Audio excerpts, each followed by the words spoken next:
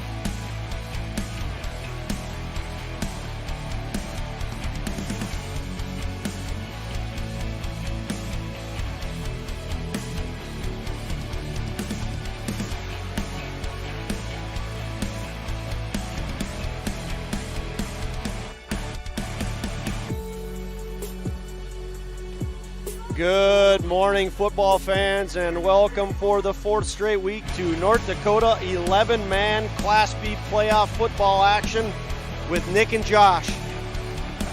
Today we are not in Kindred, and the weather is not beautiful, but it is another fantastic day for football where we are broadcasting live from inside the Fargo Dome. We are just about 12 and a half minutes away from championship football. Should be an excellent game today. The game today will feature, again, it's the championship, folks. It's Championship Friday in the Fargo Dome. The visitors on the scoreboard, the number one seed in the Southeast, the Southeast champions, the number 2 seed in the state of North Dakota. They boast an 11-1 record. The only loss, the only blemish for this team came on August 27th to the Hillsboro Central Valley Burros. We are, for the first time since 2016, Nick Eggman was along and wore number 55 in that game. It's the Kindred Vikings, who again, once again, are the visitors on the scoreboard. They're taking on the home-seeded number 1 in the Northeast, the number 1 in the state of North Dakota. They also are 11-1, lost back in August. First game of the year to Central Cass. They've been to the Dome in 2017, 18, and 19. They won championships in 17 and 19. It is the Hillsboro Central Valley Burros. Once again, the Kindred Vikings, visitors on the scoreboard, facing off against the number 1 seeded Hillsboro Central Valley Burros. My name is Josh Almaris. I'm happy to be joining you once again. I'm alongside 2018 graduate, current NDSU student, Babe Ruth coach, 3-time champion, and football alum, Mr. Nicholas Eggmeister, Eggy Eggman. Nick, how are you doing today? I am doing just dandy, ready for some championship football here.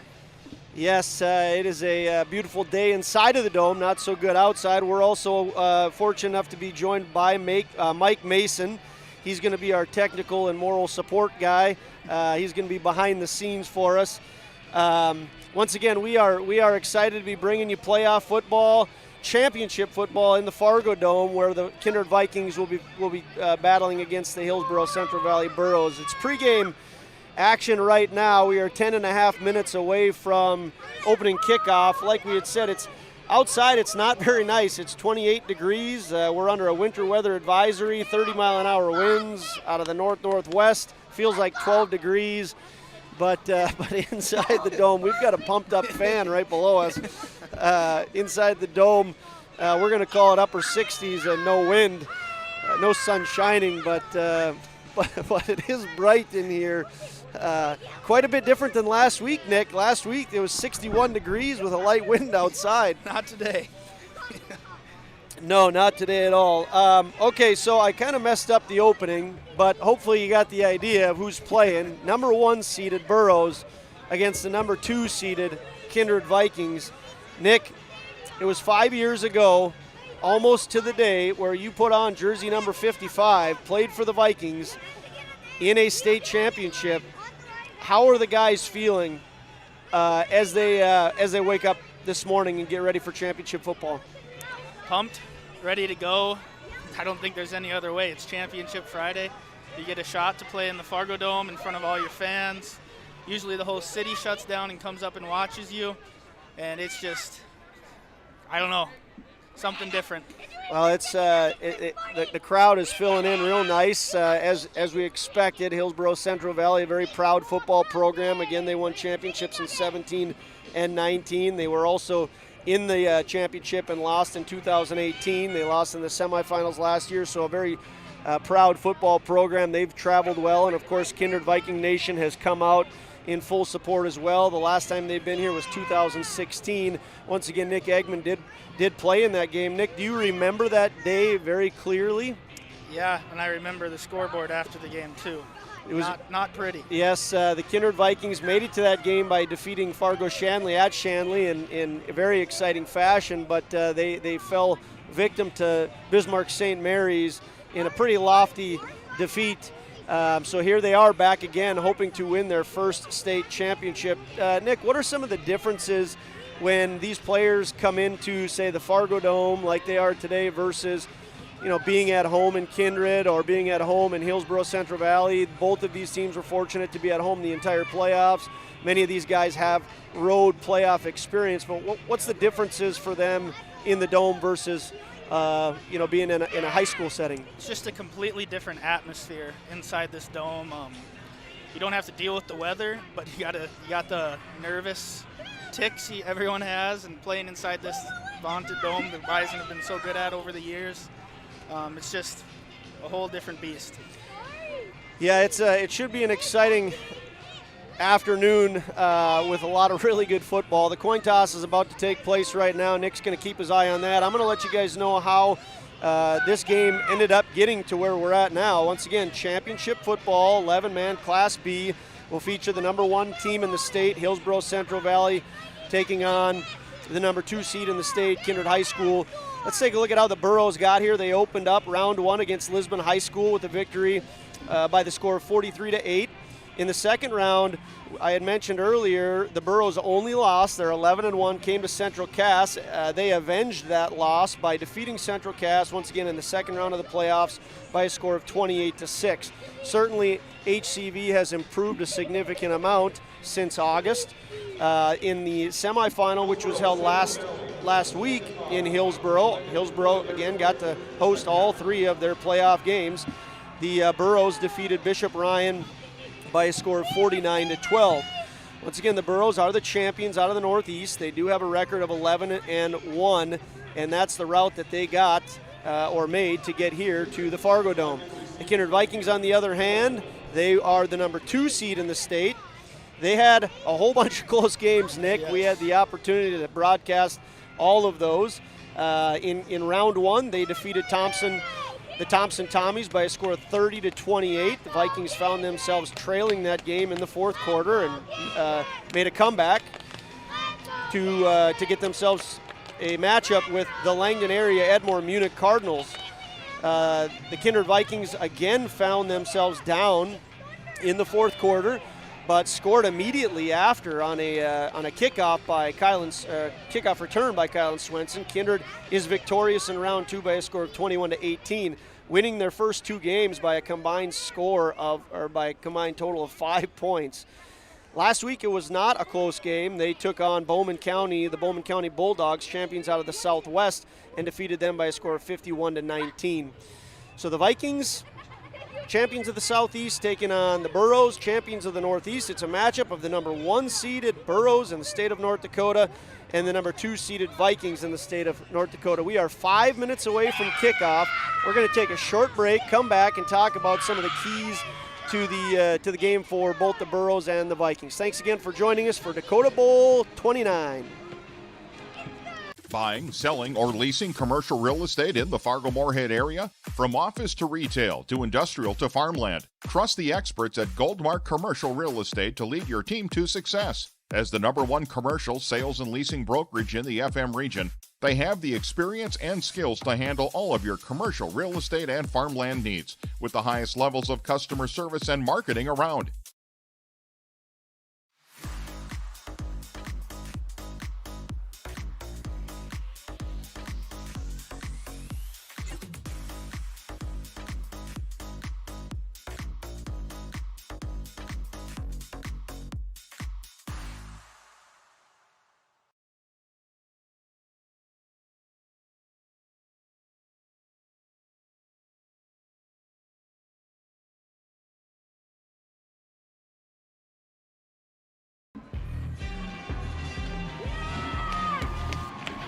Welcome back, fans, once again to the Fargo Dome. We're 3 minutes and 45 seconds away from opening kickoff, where once again the number 1 seed and the home team on the scoreboard, the Hillsboro Central Valley Burros, are about to take on the number 2 seed in the state, the Kindred Vikings. Nick, coin toss just happened. Let our viewers know what happened with the coin toss. Well, Hillsboro won the toss. They deferred to the second half. And so we'll see Kindred offense right away and the Hillsboro defense. So Kindred offense will be taking the field following kickoff, which is 3 minutes and 15 seconds away. Nick, the Hillsboro Central Valley Burros have been here before, 2017, 18, and 19. They've won this championship in 17 and 19.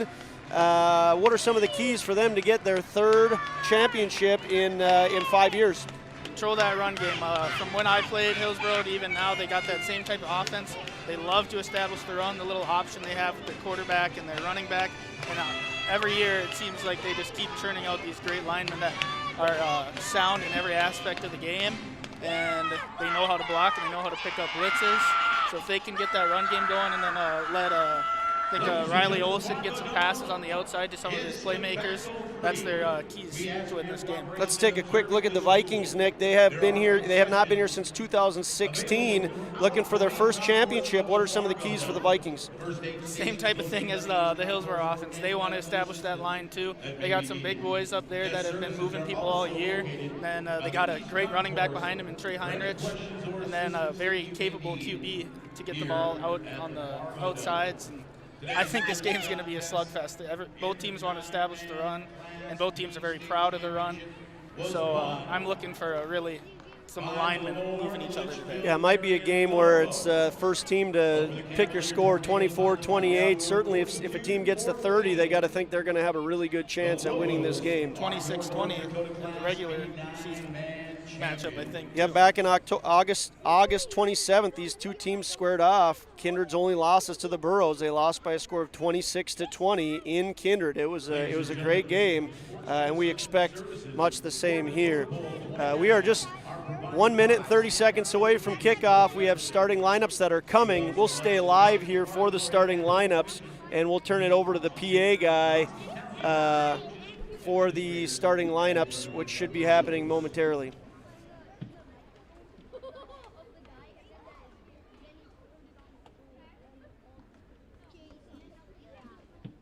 Congratulations to all tournament participants and families from Farmers Union Insurance, with agents located all across North Dakota. The dedication and commitment you've made representing your school is what makes this state so great. Best of luck to all of you and your team from your hometown Farmers Union Insurance agent, committed and dedicated to serving North Dakota communities for 75 years. Farmers Union Insurance, simply different.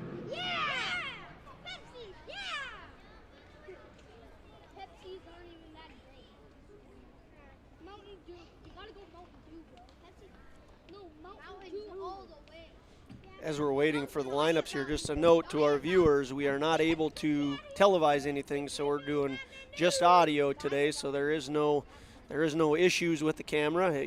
Unfortunately, we will not be able to show you any of the game, but we'll do our best to make sure you feel like you're here at the Fargo Dome. Certainly some excitement here. Some excitement is an understatement, especially right in front of us. We got a couple little guys out there having some fun. Fans have filled in very nicely. Ladies and gentlemen, on to our PA guy. Welcome to the North Dakota Class B 11-man championship game of the North Dakota High School Activities Association, sponsored Dakota Bowl XXIX. Today's participants, the visitors on the scoreboard, are the Kindred Vikings.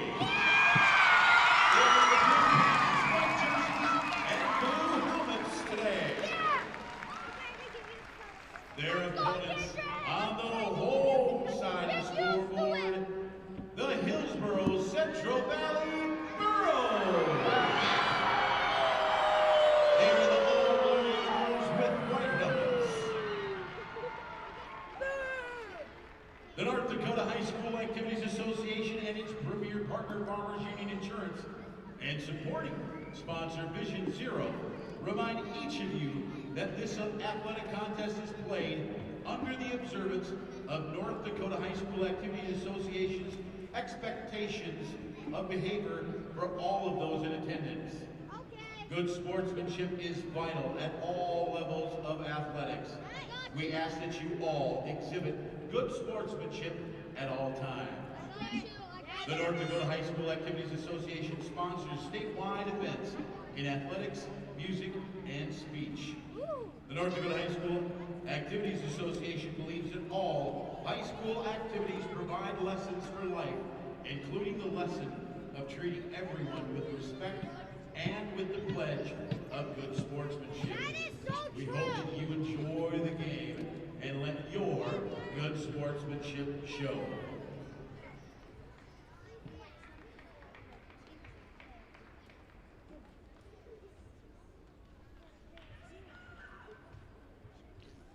And now, ladies and gentlemen, we will introduce first, for the Kindred Vikings, their cheerleaders.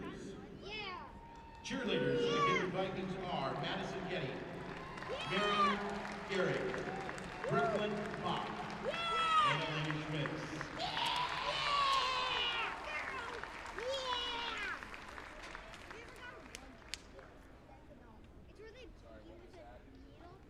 And now, ladies and gentlemen, the Hillsboro Central Valley Burros did win the toss deferred choice, and Kindred will receive, as we will then announce the offensive starters for the Kindred Vikings.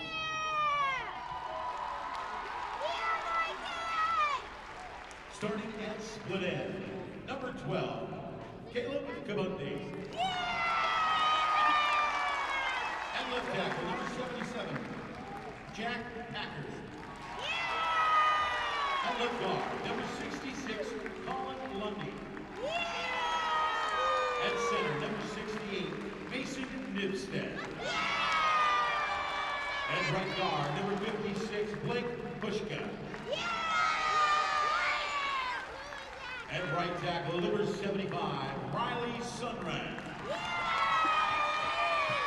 At slot receiver, number 1, Charlie Beaver.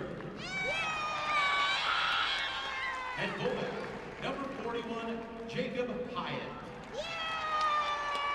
At tailback, number 24, Trey Henry. And at quarterback, number 5, Max McQuillan. Head coach for the Kindred Vikings. Well, we did have one mistake on there, Nick. Glad to see that we're not the only one that makes mistakes. They forgot Max Opgran. Max Opgran is going to be the tight end for the Vikings. So we'll give you that full lineup one more time. But once again, the Vikings are playing with 11 today, and Max Opgran will be the tight end for the Vikings. Matt Crane, head coach in his 8th year as head coach. He has a 49-30 record. He has one region championship, and this is his 2nd appearance in the Fargo Dome. Now on to the Burros and the starting lineup for the Burros. We'll keep it with the PA guy. At nose guard, number 57, Jake Swanson. At right end, number 75, Barrett Willison. At linebacker, number 14, Peter Dryberg. Also at linebacker, number 4, Gavin Mitchell. At linebacker, number 15, Jace LeShook. Also at linebacker, number 25, Jack Halsworth. And linebacker, number 24, Cole Ebel. At corner, number 7, Parker Gallagher. At corner, number 6, Alex Cotton. And at free safety, number 8, Gannon Limke.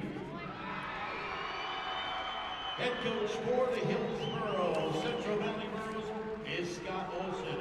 Scott is assisted by Nathan Walsh, Zach Hinkle, Dustin Brin, Kevin Loken, and Riley Well, there you have it, folks. Once again, that's the starting lineup for the Hillsboro Central Valley Burros. Once again, their head coach is Scott Olson. He's in his 12th year.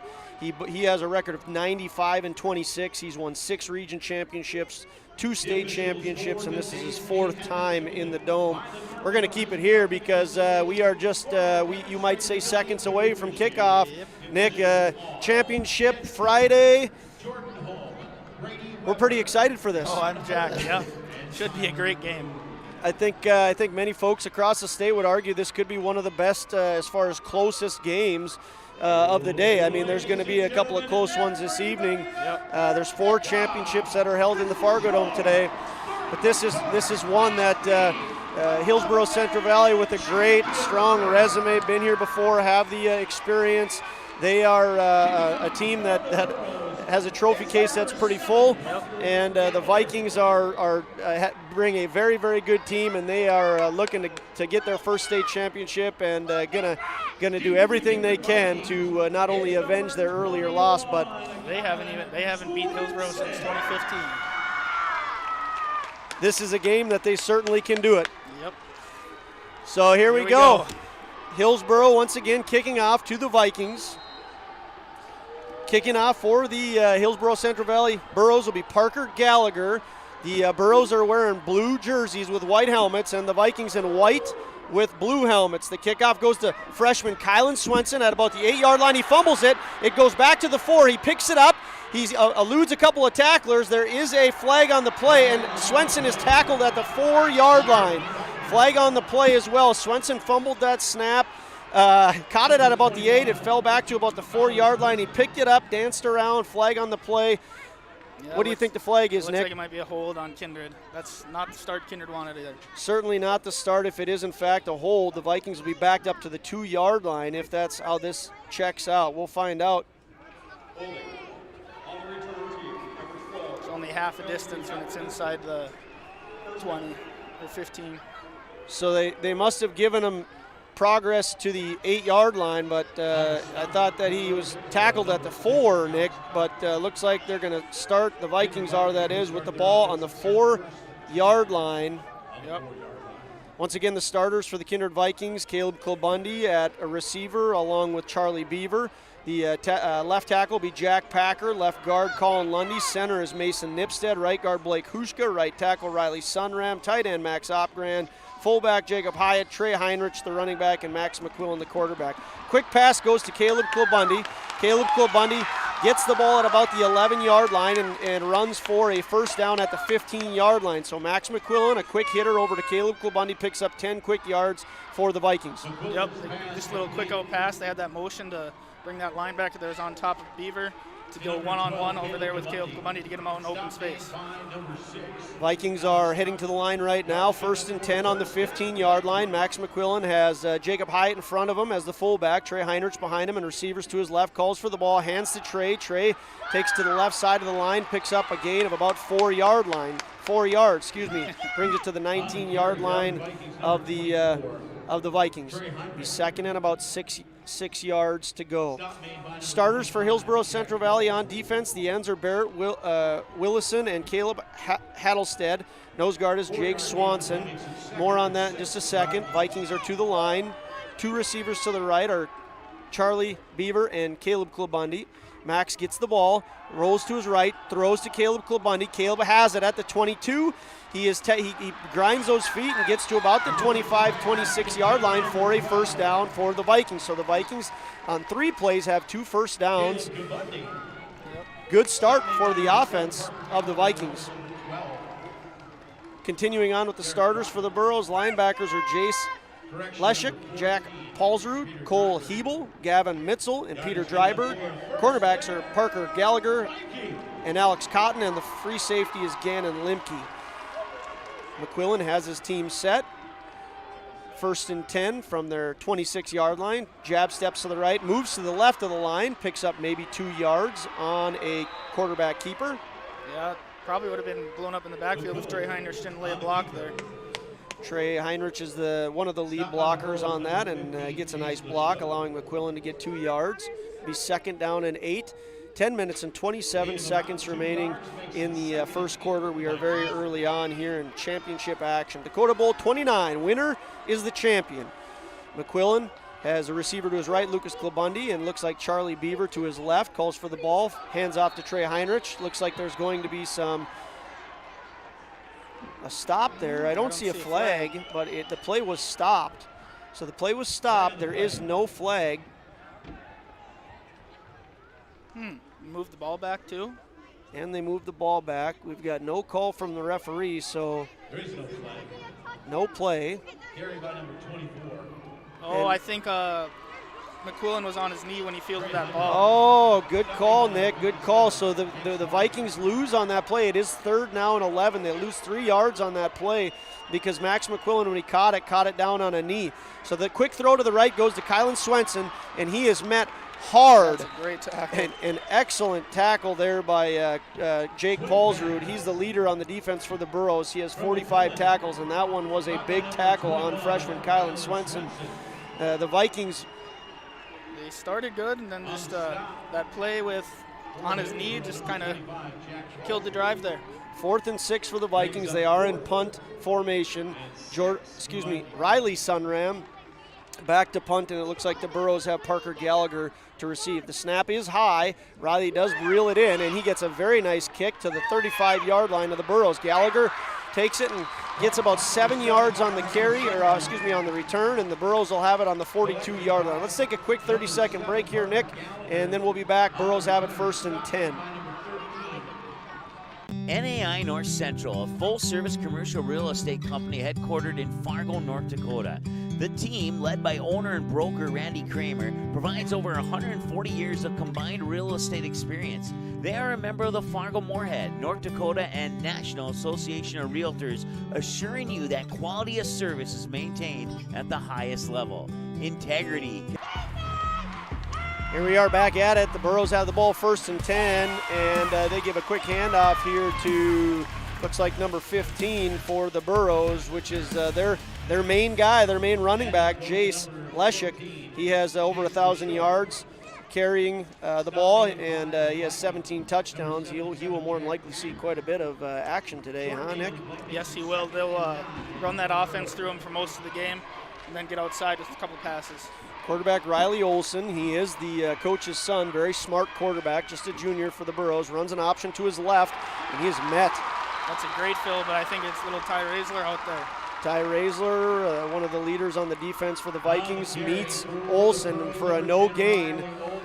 The Burrows pick up about 2 yards on 1st down, and now they are stopped at the line of scrimmage on 2nd down, so they will have it 3rd and about 8 yards to go on their 45-yard line. Yeah, I think look for a little rollout here, get some routes across the middle to see if they can complete this 1st down and keep the ball moving. Olson has 2 receivers to his right and 1 to his left, but the backfield is empty for the Burrows.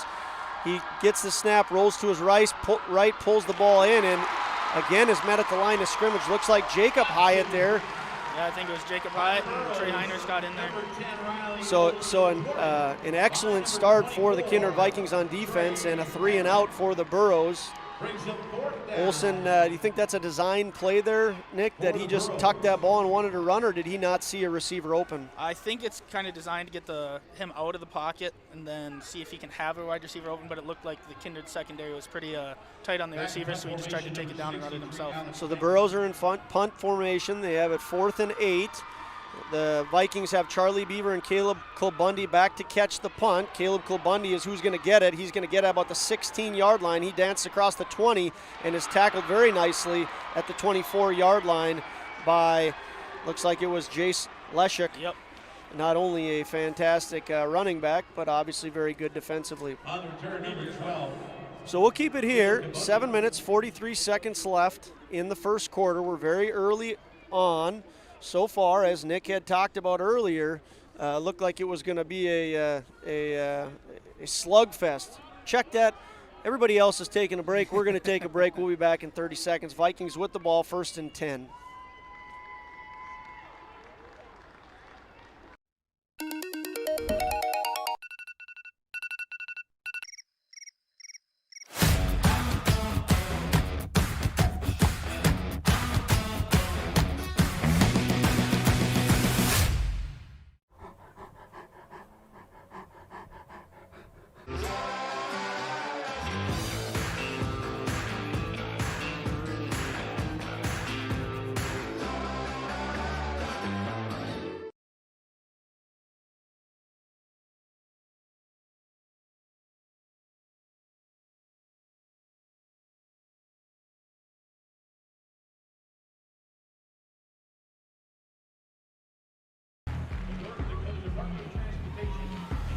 Welcome back to the Fargo Dome. Once again, Josh Almaris alongside Nick Eggman and Mike Mason join us as tech support. Vikings have the ball 1st and 10 on their 24-yard line. This is the second time they've had the ball. Max McQuillan sends Charlie Beaver in motion.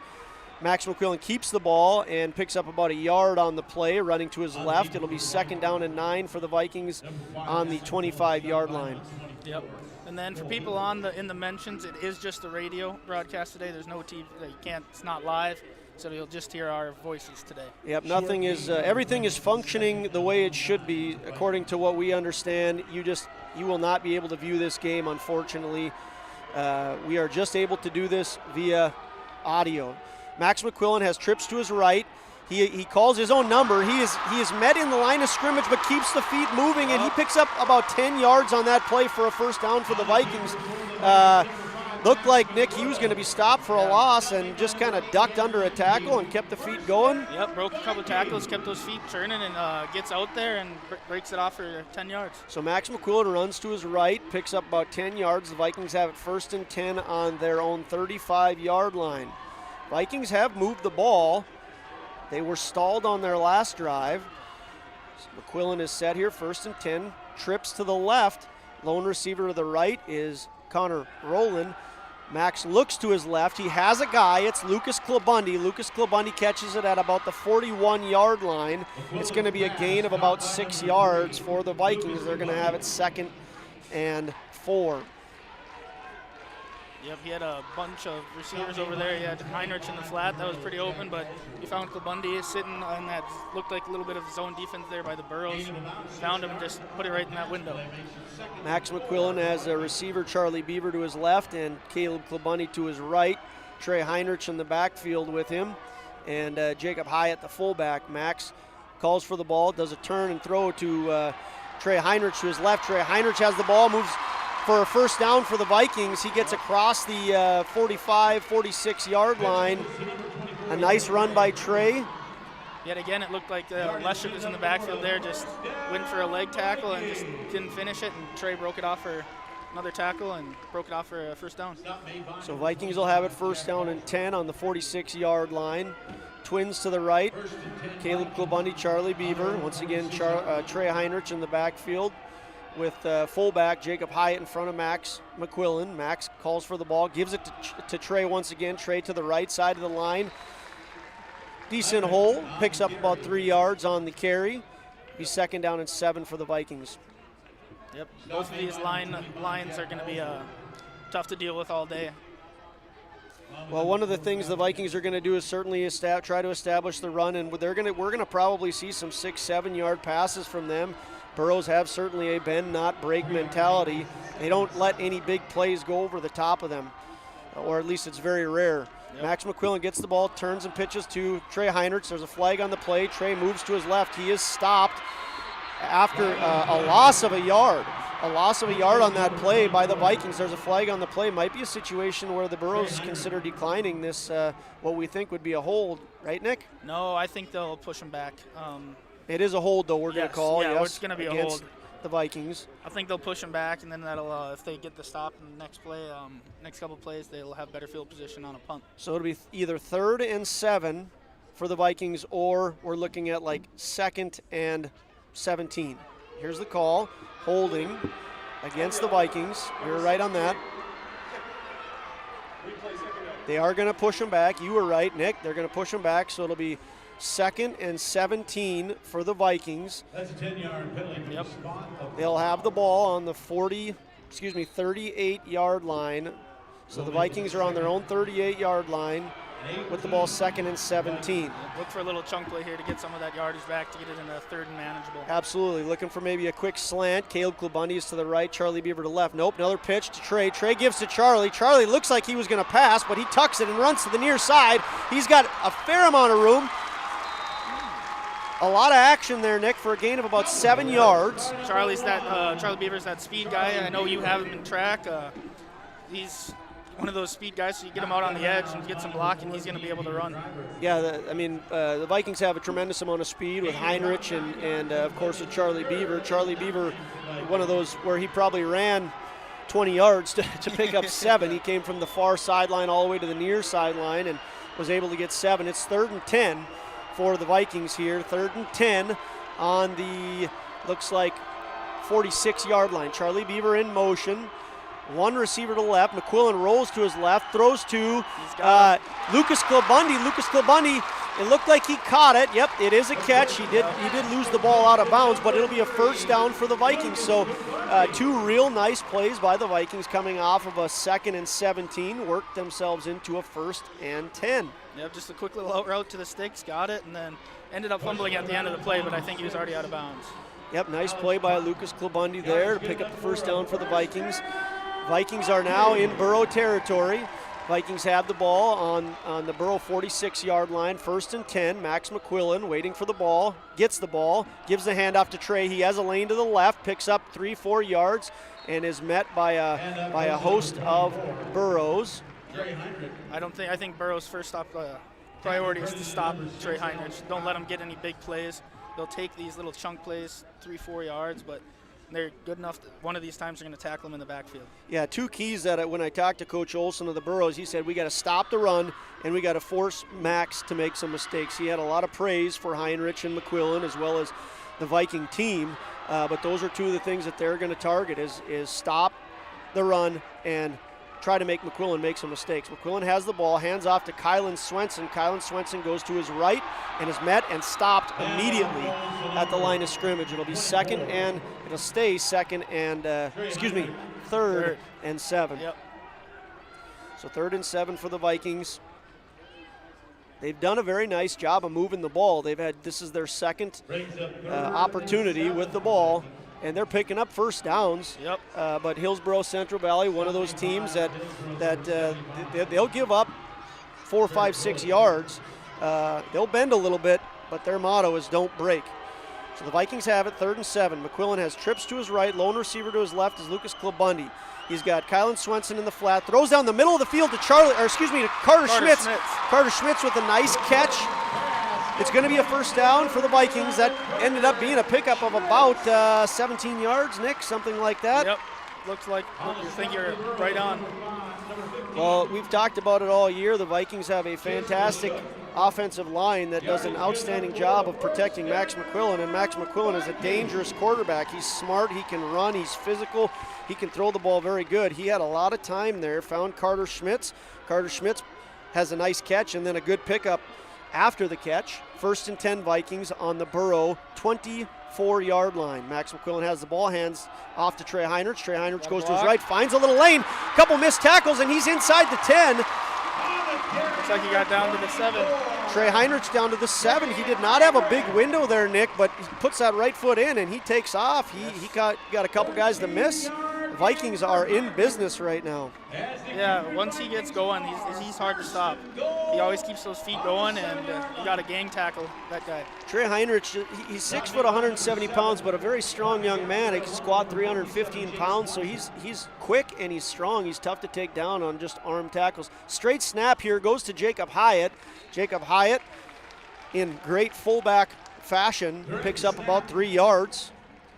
It'll be 2nd and goal for the Vikings from the 3-yard line. 2nd and goal for the Vikings from the 3-yard line. Excellent drive here by the Vikings. Had a couple of third downs that they converted on. Max McQuillan has his team set. Trey Heinrich, the running back.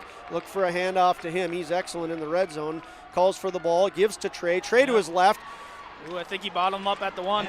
Was met at the line of scrimmage, which would be the 3-yard line, kept his feet moving and got to about the 1-yard line. We'll call it a long 1 or maybe a short 2, however you want to look at it.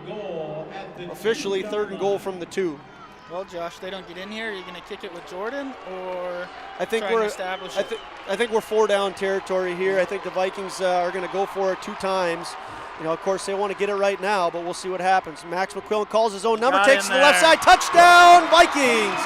Max McQuillan directs, or obviously the snap to him as the quarterback, takes to the left side of the line, and he is in fairly easily. Great push there by the Vikings front line. Just follow those big boys right into the end zone. Vikings are in the end zone. They lead by a score of 6-0 with 1 minute and 14 seconds left in the first quarter. This first quarter has flown by. And all fans are well aware of the fact of what happens next. We've got Jordan Sunram out to kick for the Vikings. Jeremiah Doctor, the long snapper, he snaps it to Jordan Swenson, and Jordan Sunram kicks it through for the Vikings to make it 7-0.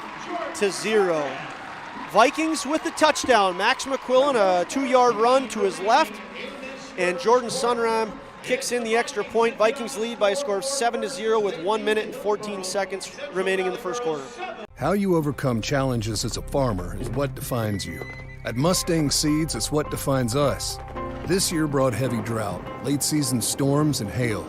Now is the time to savor the harvest weather and reap the rewards of the blood, sweat, and tears we've put into our fields. With strong products, proven results, and an untamed spirit, we don't allow any room for failure. Contact Clay Erdman at 701-630-2113 or visit mustangseeds.com today. Number 22, Jordan Swenson. Well, welcome back once again, football fans. We are live here at the Fargo Dome. Josh Omeris alongside Nick Eggman. And we have Mike Mason, our tech guy, moral support guy, showing us how to go about things here.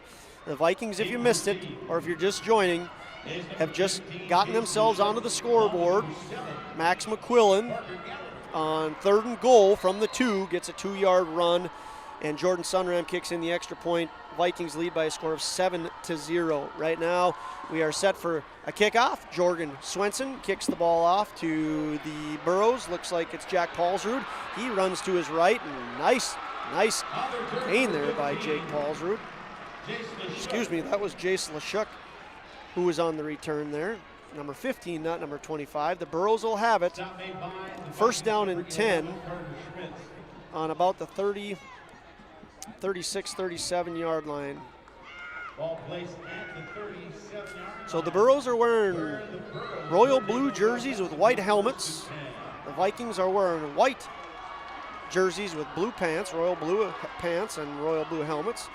Burrows with the ball, give a handoff to Lashuk. Lashuk runs to the right side of the line, and he picks up about 2 yards on the handoff. Yep. So hand that off there. Sometimes quarterback can keep it, and then they have that option on the outside where Olsen can run it, or he can pitch it out to Leshik. Yeah, Burrows certainly like that triple option. Scott Olsen, Riley Olsen, the son of Scott Olsen, is the quarterback. Very smart player, as most coaches' sons usually seem to know the game pretty well. They study it whether they want to or not. Olsen has the ball, runs to his left, triple option, decides to keep it. Nice gain of about 3 yards. Burrows will have it now, 3rd and about 4. 3rd and 4 for the Burrows. That could be the last play of the quarter. There's 15 seconds left in the first quarter, and the play clock is at 28. Looks like they're content to sit on the ball and bring it back for the second quarter. We're going to take a break. Once again, end of first quarter, Vikings lead the Burrows by a score of 7-0. And that is the end of the first quarter here in North Dakota.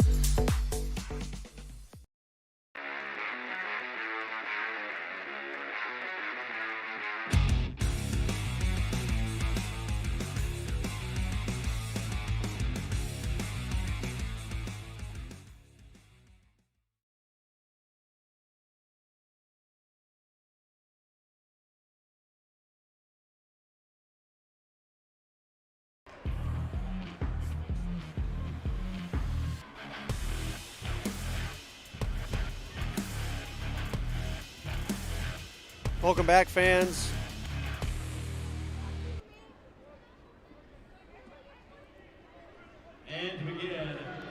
Welcome back, fans, once again to the Fargo Dome, where my name is Josh Almaris and I'm alongside Nick Eggman. We are here to broadcast Dakota Bowl XXIX. It is the 11-man Class B championship, and we are about to see our first play of the second quarter. Burrows have the ball.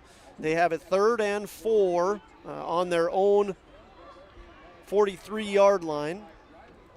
They see themselves trailing the Kindred Vikings by a score of 7-0. Vikings on the board with a Max McQuillan touchdown, scoring with 1 minute and 14 seconds left in the first quarter. And here is the Burrows ensuing drive. Olsen has the ball. He steps back. Looks like a gain of 1. Yes, runs out of the pocket. There's a lot of pressure there by the Vikings, and he steps up, gets a yard, maybe 2.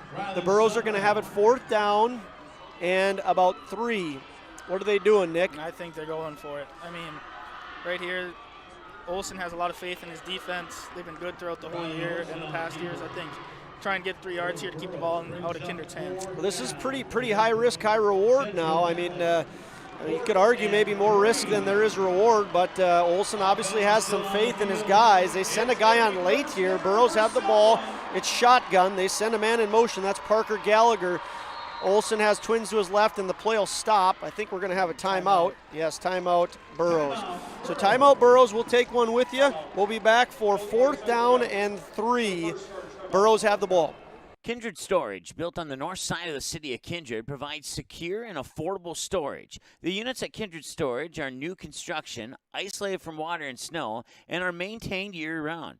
The area is also well lit to ensure easy and safe access to your possessions day or night. Call 701-428-3121 for unit pricing and more information. You can find Kindred Storage located on the north side of the airport in Kindred.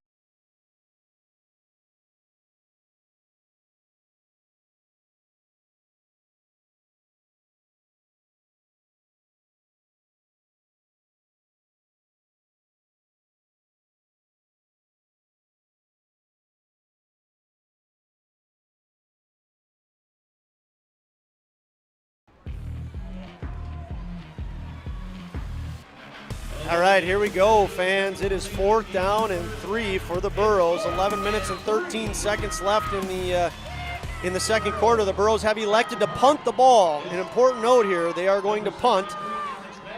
The Burrows have a good snap. Punt is off. Caleb Klobundy and Charlie Beaver back to receive, and not a real good punt by the Burrows. The punt is downed only about 20 yards away from the kick. Got a backwards bounce on it. Got a Vikings bounce out of the deal. And like I said, it wasn't a deep punt to start with. So the Vikings will start with the ball in good position. They'll have it 1st down and 10 from their 44-yard line. Max McQuillan, senior quarterback, has a receiver to his right and left. Trey Heinrich in the backfield with him. Gets the ball, fakes the handoff to Heinrich, turns and throws to his right, has a guy. It's Max Opgran. Max Opgran is tackled pretty early on by Parker Gallagher and Jace Leshek, but not before he picks up about 3-4 yards. Looking back on that film, I think Max is going to be kicking himself. He had Charlie Beaver going up the sideline, and he had him beat too. Max McQuillan, that is. Max McQuillan might have missed a deep receiver on that. Max Opgran gets the ball, turns, and picks up a decent amount of yards. 2nd and 5. Vikings are just chipping away at yards. We'll see if that continues. Max McQuillan calling for the ball. Same formation. Man to his left, man to his right. Trey in the backfield turns and hands off to Trey. Trey runs to his left, has a lane, gets a 1st down and more. He brings the ball to about the 41-yard line of the Burrows. Nice gain by Trey Heinrich. It'll put the Vikings 1st and 10 inside Burrow territory. They had a big hole there, and Blake Kushka, the right side guard, pulled and let up that hole and got a huge block on one of the linebackers for Hillsboro that Trey could just follow and keep going upfield. Offensively, everything is going really good for the Vikings right now. They're getting good yards from their run, and they're also throwing the ball around. They're showing all kinds of different danger, you might say, and doing an excellent job in all those areas. Max McQuillan hands off to Trey. Trey to his right, makes a guy miss, and again picks up another 5 yards. Yep. He keeps making those guys miss in the backfield, and that's big. if Hillsboro can start making those tackles, they'll be able to get off the field quicker. And I think the Vikings right now, they're saying if our linemen can take care of almost everybody, put Trey one-on-one against the guy, we like that matchup. I mean, the Vikings are going to say that's a matchup they'll take. Of course, the Burrows are kicking themselves and a little frustrated because they are a very good defensive team, and they need to make those tackles one-on-one. I guarantee you everyone out on that defense for Hillsboro is saying we should be making those tackles. So the Vikings have it, 2nd down and 5 once again, 2nd and 5 from the 36-yard line of the Burrows. Max McQuillan gets the ball, jab, steps to his right, takes it on his own, goes to his left. Might have been a face mask on there, but no flag that I'm seeing anyway. I don't think he got him. I think it was just up high and made his whole body type of shift. So a gain of about 2 yards for the Vikings. The Vikings will have it 3rd down and 3 from the 34-yard line of the Burrows. Yeah, I think either way they're going for this here. If they don't get this 3rd down conversion. Correct. We're more than likely going to see the Vikings go for it on 4th down where they're at right now. So really 2 chances for the Vikings. 3rd down and 3. Max turns and gives to Trey Heinrich. Again, he's met in the backfield, but picks up 2 yards. He's going to be a yard short of the 1st down, but looked like could have been a loss of a couple yards. Maybe the Vikings reconsider going for it on 4th down. As it is, it's going to be 4th and 1, and more than likely Vikings are going to go for it. Yep. Carter Schmitz is checking into the game. Charlie Beaver is checking out of the game. Looked like Balzer got through that line and Trey just made a miss. So Vikings have it 4th and 1. Vikings have it 4th and 1, leading by a score of 7-0. 8 minutes and 10 seconds left in the half. Could look for a direct snap here. Max McQuillan fumbles the snap. The ball's on the ground. It doesn't matter who recovers it because it's in the backfield. That is unfortunate for the Vikings, but a huge stop for the Burrows. Yes, it is. The snap looked to be a good snap. Max McQuillan might have just been looking ahead. Yeah, he was looking where he was going to run, not securing the ball yet. So Max McQuillan fumbles the ball. I think officially the Burrows did recover that. Even if they wouldn't have, it would have been a turnover on downs. So officially it goes down as a turnover by the Vikings as there was a fumble and the Burrows recover it. Burrows now have the ball, 1st and 10, 8 minutes remaining in the half. They go under center, I formation.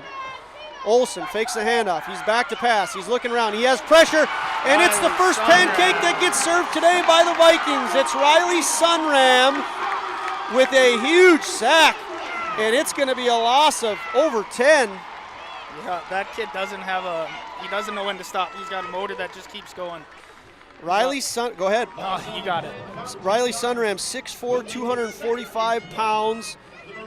Serves up the first pancake for the Vikings, gets the sack, and sets the Burrows back 2nd down and 20 from their 24-yard line. Burrows goes shotgun, twins to the right, lone receiver to the left. They send Gallagher in motion. They fake the handoff to Gallagher, and Olsen keeps it. Going to be a pickup of about 2. It's going to be 3rd down and 18 for the Burrows. Burrows not looking good offensively right now, Nick. They're not being able to get anything outside or get that run game going. These 2 defensive ends for the Vikings right now, it's Colin Lundy's playing that speed option perfectly. He's working his block, he's getting outside, and then he's getting to the quarterback so the linebackers don't have to, and they can still hang on their running back to the pitch guy. Colin Lundy has had an excellent year. He's one of the senior leaders on this line. He's one of those guys that also doesn't, his motor doesn't stop. Him and Sunram complement each other excellently as ends for the Vikings. So the Burrows have it, 3rd down, 18, 6.5 minutes left. Olsen takes the snap, looks down the field, throws to the middle. Nobody there, nothing doing. 2 Vikings in coverage. Looks like it was Jorgen Swenson and Max McQuillan, and the ball falls incomplete for the Burrows. Burrows are going to have to punt it away, 4th and 18, 6:28 left in the half. I think that's lucky that ball sailed high on him. I think either Jorgen or Max McQuillan could have came down with that ball. Yeah, the ball, there was no good chance for the Burrows to catch that ball, and there was excellent coverage by the Vikings. Like you said, it was more likely the Vikings were going to catch that than the Burrows were. The Vikings do not have a guy back to receive this punt. Nick, that's interesting. They go for this. They go for the block, and it's going to be a flag against the Vikings.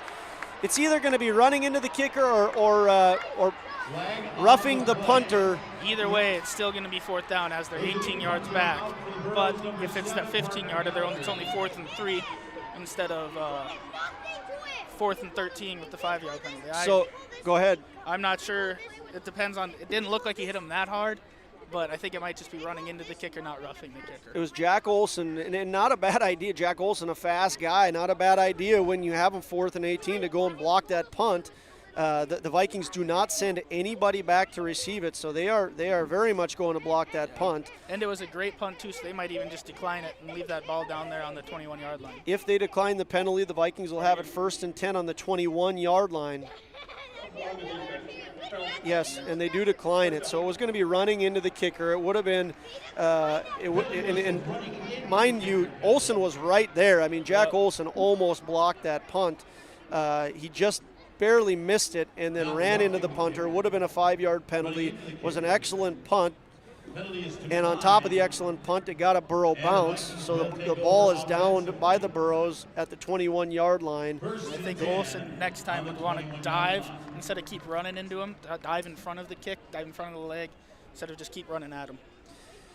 So the Vikings will have the ball once again, 6 minutes and 17 seconds left in the first half. We're going to take a quick break, and we'll be back. There's no question that yield is at the core of everything we do at Stein. It's why we are here today, and it's what will continue to propel us and our growers into the future of agriculture. Stein and List E3 soybeans provide a significant dollar per acre yield benefit, plus access to the best weed control in the industry. That is yield plus results. Yield expected, yield delivered. Stein and List E3 soybeans have yield. NAI North Central, a full-service commercial real estate company headquartered in Fargo, North Dakota. The team, led by owner and broker Randy Kramer, provides over 140 years of combined real estate experience. They are a member of the Fargo-Moorhead, North Dakota, and National Association of Realtors, assuring you that quality of service. Hello once again from Kindred. We apologize to Randy Kramer. We couldn't get your full ad in there, but we certainly appreciate your support. The Vikings looked like they were going to need to snap the ball here, but there's a whistle, so we slow things down again. We're going to reset the play clock. Randy Kramer, thank you once again for your support on Magnitude Sports. Vikings have the ball, 1st and 10. Max McQuillan fakes the handoff, looks to his right, looks down the middle, has a guy. It's Jacob Hyatt, the big fullback. Look at that. He just snuck right out under those big linemen and sneaked in the middle of the field, and no linebacker picked him up. Got behind the linebackers and just wide open down the center of the field. Going to be a gain of 26 yards for the Vikings. Jacob Hyatt gets lost right down the middle of the field, makes a nice catch, churns those legs along, and it's 1st and 10 for the Vikings on their own 47-yard line. So just like that, the Vikings are at midfield. It's under 6 minutes now to go in the first half. Max McQuillan has the ball, probably going to be a handoff here. Handoff goes to Trey to his left, has a nice lane. He's at the 40, 35, 30. He's got one guy to beat, 20. Is he going to make it inside the 10? Touchdown, Trey Heinrich. Holy cow, he got in the outside and just kept running. He got some big blocks out there too, and then just got into a foot race with Parker Gallagher, and he ended up beating him. 53-yard touchdown by Trey Heinrich. He can sneak through really any hole, but that was a big hole that he was able to get through. He had one guy to beat. It was Parker Gallagher, the safety, and Trey's fast. He turns on his jets, and he is able to get the Vikings their second touchdown of the afternoon. Vikings now lead by a score of 13-0, 5:44 left in the half. Of course, they're on to kick the extra point. Snap is good, spot is good, and Jordan Sunram misses the kick to the right. That's uncharacteristic of Jordan Sunram. The Vikings now have the ball, lead by a score of 13-0. We will take a quick break here, Nick, and come back. Burrows will have the ball, looking to respond to the Vikings touchdown. Buying, selling, or leasing commercial real estate in the Fargo-Moorhead area? From office to retail to industrial to farmland, trust the experts at Goldmark Commercial Real Estate to lead your team to success. As the #1 commercial sales and leasing brokerage in the FM region, they have the experience and skills to handle all of your commercial real estate and farmland needs with the highest levels of customer service and marketing around. The Kindred Area Community Foundation was established in 2005 as a permanent endowment fund managed by the North Dakota Community Foundation. Earnings from the fund are given as grants every year to nonprofit organizations or government entities that support the 5 communities of Davenport, Hickson, Leonard, Kindred, Walcott, all located within the Kindred School District boundaries. For instructions on how to register your organization and to apply for a grant, visit www.ndcf.net/kindred and click on the Apply tab. Hello once again, it's Dakota Bowl XXIX championship football here in North Dakota. 11-man Class B championship featuring the number 1 seed in the state and the Northeast region champion, Hillsboro Central Valley Burros, taking on the number 2 seed in the state and the Southeast champion, Kindred Vikings. Kindred Vikings leading this by a score of 13-0. They just scored a 53-yard touchdown by Trey Heinrich. Jorgen Swenson on to kick. Parker Gallagher and Jace Leshek on to receive. The kickoff will go to Leshek at the 15. He's at the 20-25. He's at the 30 met and continues to plow through. Wow, that was a great run. He gets to the 37-yard line. Great job by Parker Gallagher. Might have to send that one into Kyle Brandt. Good morning football. Some angry runs. You know what I'm talking about? I do know what you're talking about. I was right. That was Jace Leshek. I think the PA guy said it wrong. It was Jace Leshek on that return. An excellent return. Took it at the 15 and got across the 35 to the 37. He was met at the 30 and just kept plowing along. So Hillsboro needs to have a positive drive. I don't know that they've had more than a couple of first downs, but they need to put something together here. Quick handoff goes to, I didn't see who the hit. Gain of 1, maybe 2 by the Burrows. Cole Hebel on the carry. Like again, Sunram again, he's playing that perfectly. He's pushing his tackle inside, so if that quarterback keeps, he can take it, and then once he saw the quarterback didn't have it, he goes right in there and makes that tackle. Vikings run a 3-man front. Mason Nipstead at nose right now, Colin Lundy and Riley Sunram at the end. Linebackers, Trey Heinrich and Charlie Beaver in as well. It's a snap and a handoff over to Parker Gallagher. Parker Gallagher runs to the near side, and Parker Gallagher picks up another probably 4 yards for the Burrows. It'll be 3rd down and 3 for the Burrows. A little jet sweep there, not a handoff. Parker Gallagher came from the far side, got the handoff, and ran to the near side. Yeah, just a little misdirection, getting people moving one way and then coming back the other. So the Burrows have it 3rd and 3. Really looking to pick up a positive drive here as they trail the Vikings 13-0. 4 minutes and 24 seconds and counting in the half. Burrows will get the ball coming out of the second half. So ideally for the Burrows, they get a touchdown, eat up some time, and then they get the ball back. Olsen is under center. Again, the handoff to Hebel. No, not the handoff. He faked the handoff, kept it himself, picked up the first down. Yeah, I think he saw Hebel had a man in his face right away, and then that hole opened up, so he just took it and tried to go for that first down. Yeah, nice job. Tricked me on that play. Olsen faked the handoff to Hebel. They run that triple option, and Olsen decides to keep it for a first down. So Burrows have it on their own 49-yard line. So midfield, Olsen in shotgun again. He has Jace Leshek behind him and 2 receivers to his left. Looks left, he's under pressure, gets hit, throws it up in the air. Jorgen Swenson in coverage. It's a battle between. Oh my gosh! A great catch. So Jorgen Swenson looks like he picks that ball off, and Gannon Limke is the receiver, and he just steals it from him. What's the call here? They haven't made a call yet. The refs are talking. I don't know who they're going to give it to. We don't know who's both. They give it to the Vikings. They gave it to so Swenson on the interception. Swenson jumps up, catches the ball for the Vikings, falls to the ground. Him and Gannon Limke are rolling around, and Limke comes up with the ball. Coach Olsen is not happy right now. He's letting the officials know. I can see why. I don't know, Josh. I think that's a toss-up play, but personally, I think Limke came up with it. So they're going to say that Swenson intercepts it, and he falls to the ground, and that makes him down. There is video review in North Dakota high school football. So we are officially under a review of that play. So let me explain that to you one more time. Olsen steps back in the pocket. He throws it down the middle of the field. Jorgen Swenson is in fantastic coverage. He goes up and he catches the ball. As they're in the air, Gannon Limke gets his hands on the ball, and they fall to the ground. We don't know who has possession, but Limke takes the ball away, certainly by the time they get off the ground. Yeah. So they're looking now to see, was the possession in question while they were in the air? And that's the only thing I can think of right now. I mean, because if Jorgen Swenson catches that ball and falls to the ground and then the ball is taken away, it would be Viking ball, which is the call on the field. If Limke was able to put that interception in question while they were still not on the ground, then it would be a first down for the Burros. Well, here we go. Yeah, here we go. The white hat is moving to the middle of the field.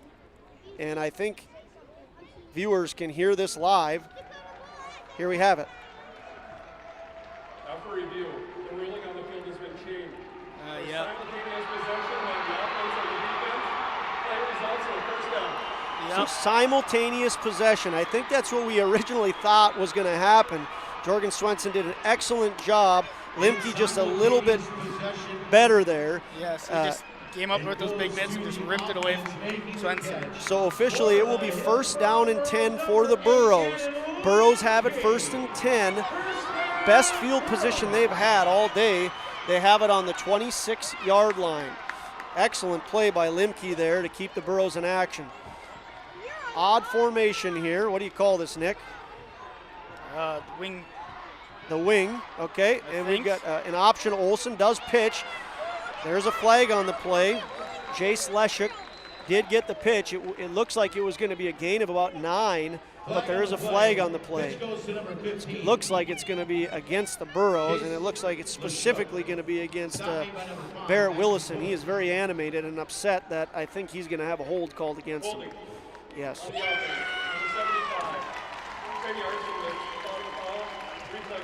So be holding against the Burros. 10-yard penalty. It'll set the Burros up first and 20. First and 20 from the 36-yard line. They're in Viking territory right now. Olsen goes under center. He has 2 backs behind him. Cole Hebel, the fullback. He gives to Cole Hebel. Cole Hebel has the ball down the middle of the field. Colin Lundy drags him down from behind. An excellent pickup by Hebel of about 10 yards. So they get a big chunk play there. It's going to be second and 10. That's what they want to establish with that play, being able to give him there and then him just keep running up the middle. 2 minutes and 50 seconds remain in the half. Burros trail by a score of 13-0. They have the ball second and 11 on the Viking 27-yard line. Olsen again goes under center. They like this triple option. The turn and hand to Hebel or a hand to Paulsrud. False start before the play. So the triple option that works well for the Burros again is either a handoff to Hebel or a handoff to Paulsrud or an Olsen keeper. They're of course reading what the defense is doing. Hey, by the way, Paulsrud's a tight end. We got Leshuk in the backfield. My bad, I'm sorry. You're right. I don't know why I'm making that mistake. Thank you. The Burros have a big gain, and now they followed it up with 2 pretty unfortunate penalties. They have it second and 16. So once again, that is Jace Leshuk. Looks like they're a little confused on the offense again. Looks like the same formation they ran. They had that big play with the holding. Let's see if they do it again. Olsen back in the pocket, looking to pass, looks to his left, throws it. He has nobody there except for Vikings. Looks like it's going to be an interception. Yeah. Carter Schmitz on the interception for the Vikings inside the 5-yard line. Oh, we got a little laundry on the flag on the field though, so not sure yet. Well, there was really nobody there. There's 3 Vikings in coverage there. Carter Schmitz does an excellent job of hauling that ball in. There is a flag on the play. We're waiting to sort that out. We think the Vikings are going to have it first and 10 on their 4-yard line coming off of the interception by Carter Schmitz. I think it's a legal formation. I think they were running around like they did a couple plays before, and they weren't sure where to line up. Burrows looked a little unorganized before that play. Ineligible receiver against the Burros. Penalty, of course, is declined by the Vikings. Yep. And they'll have it first and 10 on their 4-yard line with 2 minutes and 7 seconds left in the second quarter. That was big for Kindred, as if Hillsboro would have punched that in there and Kindred wasn't able to punch it in before half, Hillsboro starts the second half with the ball, and they could have came down and tied this thing up or taken the lead if they would have gotten to start the second half. Well, the Burrows, you got to think this is an incredibly important stop for them right now. They don't want to go down three possessions. They cannot let Kindred drive down this field. They do get the ball coming into the second half, so there is that going. If they stop them, then of course the momentum is not going to get too overwhelming against them. Max McQuillan calling for the ball, gets the ball, turns and hands off to Trey Heinrich. Trey goes to his right and is tackled after about a gain of 1 yard. I'm wondering if head coach Matt Crane's just content with this, not willing to throw anything downfield, make a mistake to give Hillsboro some momentum, maybe let them get back in the end zone before this half. Just run the ball out and see if Olsen wants to take timeouts or not. Yeah, I absolutely agree. If you're a Viking fan, you're probably hoping for run, and just go to the half 13 with a lead of 13-0. Olsen, I think if they get a stop here, Coach Olsen will call a timeout. They'll have the ball with good possession and certainly could punch it in here. So Vikings are set, 2nd and 8. McQuillan, the quarterback, senior, waiting for the ball, gets the ball, hands off to Trey. Trey to his right. Trey is met again at the line of scrimmage, maybe picks up a yard. 3rd and 8. We'll see if Olsen calls a timeout. Yeah, he's headed out there to take it. He calls a timeout. So the Burrows call a timeout with 1 minute and 12 seconds left in the half. It's 3rd down and 6. We'll take a quick 30-second break and be back with you with the end of the first half action here. 1:11 left in the second quarter. Do you have a teen ready for driving lessons? Don't know what they need to do or when things need to be done? If busyness keeps you from driving with them, then Gotta Go Driving School is the place to call. Jeff Weber at Gotta Go Driving School has been teaching driving lessons to all age groups since 1991. Call Jeff at Gotta Go Driving, 238-0236. Jeff will tell you to start planning ahead now. Don't wait. Got a new driver? Then it's Gotta Go Driving School. Talk to Jeff or go online at gottagodrivingschool.com. For your remodeling and service needs on residential or commercial water heaters, sewers, drain cleaning, floor heating, and more, contact DJ's Plumbing and Heating in Castleton. The team at DJ's Plumbing and Heating has over 43 years of experience and is an officially licensed master plumber. DJ's Plumbing and Heating. Give them a call today at 701-347-5253 or visit them in person at 1002 Front Street in Castleton. Hello once again from the Fargo Dome where it's beautiful in here. Yes, it is. Not so much outside. We're under a winter weather advisory. The Vikings have the ball 3rd and 6 on their 8-yard line. Max McQuillan has trips to his left and a lone receiver to his right.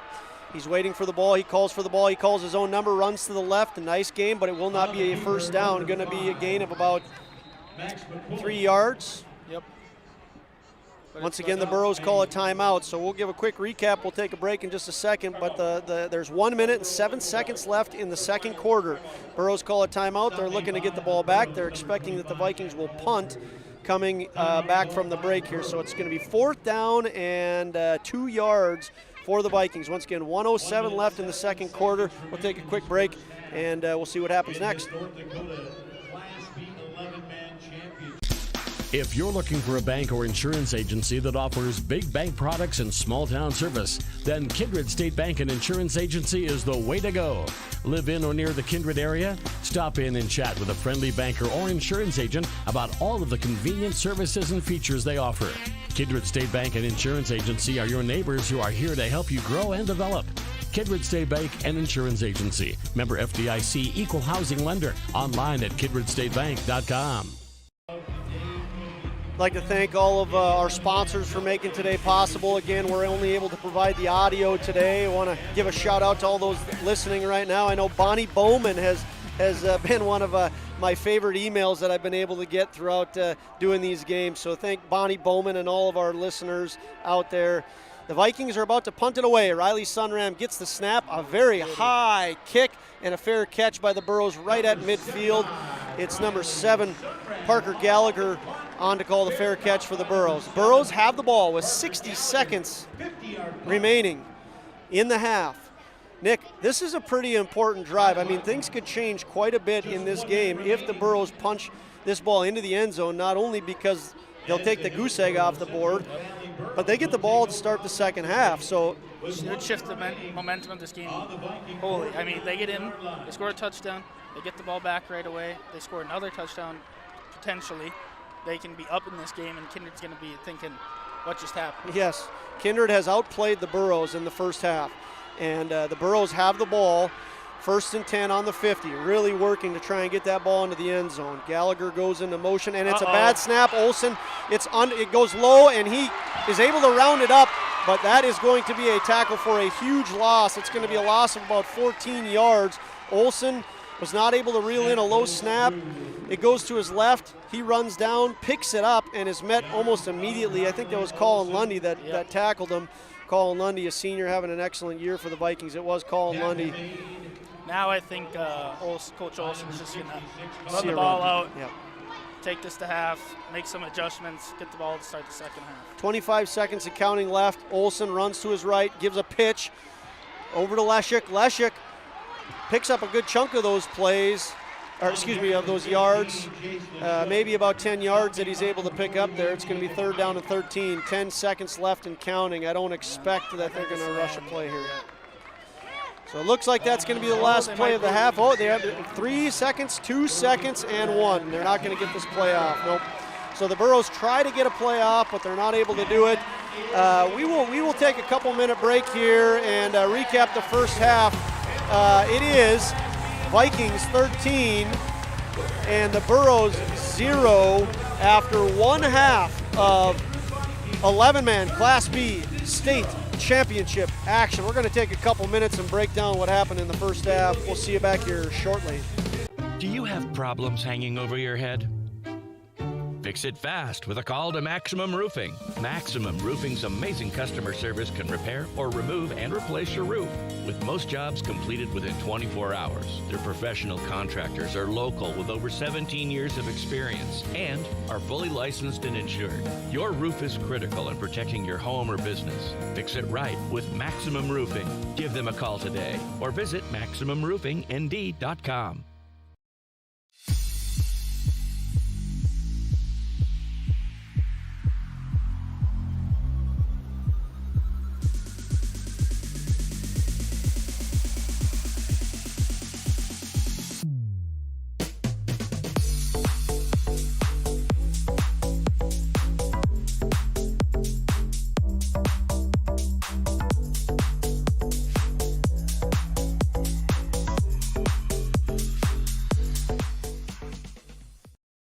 The Kindred Area Community Foundation was established in 2005 as a permanent endowment fund managed by the North Dakota Community Foundation. Earnings from the fund are given as grants every year to nonprofit organizations or government entities that support the 5 communities of Davenport, Hickson, Leonard, Kindred, Walcott, all located within the Kindred School District boundaries. For instructions on how to register your organization and to apply for a grant, visit www.ndcf.net/kindred and click on the Apply tab. How you overcome challenges as a farmer is what defines you. At Mustang Seeds, it's what defines us. This year brought heavy drought, late-season storms, and hail. Now is the time to savor the harvest weather and reap the rewards of the blood, sweat, and tears we've put into our fields. With strong products, proven results, and an untamed spirit, we don't allow any room for failure.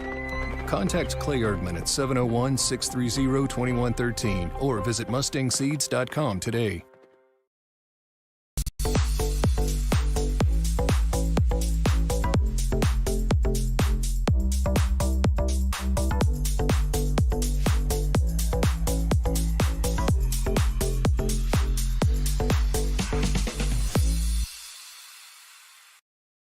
At Superior Grain Equipment, we're committed to quality and service, offering you the best in grain storage and dryers for any size operation. Our experts will work with you to determine the most efficient and economical storage solution for your needs. We help protect your bottom line and your future with the industry's best bins and warranties. Make the superior choice for protection today and tomorrow with Superior Grain Equipment. Welcome back, fans, to Fargo, North Dakota. We are in the Fargo Dome where it is upper 60s, no wind. It's beautiful inside. Outside it's 28 degrees. We're under a winter weather advisory, 30-mile-an-hour winds out of the north-northwest. Feels like 12 degrees. The football players this season have had excellent weather to deal with, and fortunately on this miserable day in North Dakota, it's hot and exciting and fun here in the Fargo Dome. So if you're just joining us or if you missed anything, the Vikings are leading the Burrows by a score of 13-0.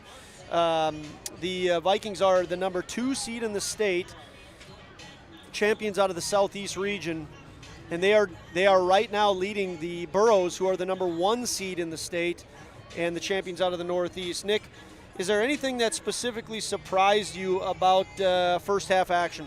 The way that Kindred's been able to control the line of scrimmage. I mean, Hillsboro's been able to run over teams all year with that vaunted option play they have, and already in this first half you've seen the defensive ends for Kindred stopping that quarterback, and then Big Jack Packer up the middle with some linebackers filling that hole, stopping that first option, and then not really being able to get it to the third option. And then the Kindred secondary is taking away all the passes for Hillsboro. We've already seen 2 interceptions by them, and I just think Hillsboro's offensive line has to start establishing that run game for them. Yeah, the Vikings have come out and really won that half considerably. I mean, the Burrows might be looking at this that they're lucky it's only 13-0. I mean, the Vikings really dominated that first half. They no doubt have come out as a team with a chip on their shoulder. They are the team that from the beginning of the year we're talking about. I mean, they're not surprised that they're in this championship game. This was a goal of theirs. They did get defeated by Hillsboro Central Valley earlier on in the year. They lost on August 27th in a very good game in Kindred by a score of 26-20. The Vikings have never won a state championship. It's been since 2016 that they've been in the state championship. They were blown out that year by Bismarck St. Mary's. Take it easy. Yes, Nick Eggman did suit up for that game, and they scored the first 7 points of the game, and then it went south on them then. So looking for their first state championship and certainly in very good position. Burrows, of course, have a fantastic team. They are 11-1. This is not a situation where they're panicking by any means. This is a team that has state championships in 2017 and in 2019. They beat Langdon in 17. They beat Beulah in 19. They lost to Langdon in the state championship in 18. They lost in the semis in 2020. So this is a team that, they've got 6 region championships. They have beat the Vikings almost every time they've played them. Well, every time they've played them since what year, Nick? 2015. 2015. So, they are a team that is well decorated. The Vikings, of course, certainly in position right now to, if they play like they did, the Vikings that is, if they play like they did in the second half like they did in the first half, things are looking excellent. Yes, they are. For Viking fans. Once again, it is 13-0. Vikings lead. A quick recap of scoring that happened in the first half, and then we'll give full stats a little bit later. Max McQuillan, with 1 minute and 14 seconds left in the first quarter, put the Vikings on top. It took almost 11 minutes for scoring to kick off in the first quarter. The Vikings had some good possessions up to that point. They were picking up first downs, but Hillsboro Central Valley Burros go with the bend, not break mentality. Like I said, it was about 11 minutes into the game, 10 minutes and 46 seconds officially into the game at the 1:14-minute mark that the Vikings were able to get on the board with a touchdown by Max McQuillan. Jordan Sunram has been misreliable all year. She has done an excellent job for the Vikings. I think officially she's something like 33 for 40 coming into this game, kicking extra points. So she adds a point after the touchdown, and the Vikings lead by a score of 7-0. No more scoring in the first quarter. Once again, that came late in the first quarter. And then with 5 minutes and 44 seconds left in the second quarter, Trey Heinrich gets loose to the left, and he had a nice size hole to get through. Very good blocking by the offensive front of the Vikings, and he was able to outrun the rest of the Burrows defense for a 53-yard touchdown, and that made the lead for the Vikings 13-0. The point after was a rare occasion where Jordan Sunram missed it. I think it just nicked up against the right side of the field goal post, so the Vikings have the lead by a score of 13-0. The Burrows do threaten late in the quarter, but Carter Schmitz, one of the interceptions that Nick had talked about, stalled that drive, and the Vikings were able to get out of the first half with a lead of 13-0. Level of surpriseness, Nick, you want to go there? We knew this was going to be a good game, and we knew that if one team was playing exceptionally well, it could get to be a two-possession game. Yep. I don't think either one of us is shocked that the Vikings have come out as strong as they have. I think this game from the beginning could have gone either way for both teams. It's just who comes out and can establish that line, like we've said, but who comes out and plays the game that they should play. We've seen some mistakes on Hillsboro side to end the half, the botched snap, a couple holding calls, and then just those two interceptions. Like if Kindred doesn't win gets those interceptions, Hillsboro could keep going down the field. It's just going to come down to those little things that you should be able to control, but sometimes they just get out of hand. Well, we'll give a big, a deeper breakdown number-wise after this next break. I do want to give a special thank you to all of our sponsors that have been along with us at Magnitude Sports throughout the postseason and made this possible. Goldmark, Gotta Go Driving, Kindred Area Arts Partnership, DJ's Plumbing, Kindred State Bank, and Kindred Storage. A special shout-out to Jim Pearson and all he does for Kindred Athletics. The Kindred Booster Club. We've also had sponsorship from the Bowman County Booster Club, Thompson Booster Club, and the Langdon area Edmore Munich Booster Club. I want to thank Maximum Roofing, maybe Max Vikander listening in. That's his dad's business. We thank you guys. MJ Nipstead, she's always been a fantastic supporter of Kindred Athletics.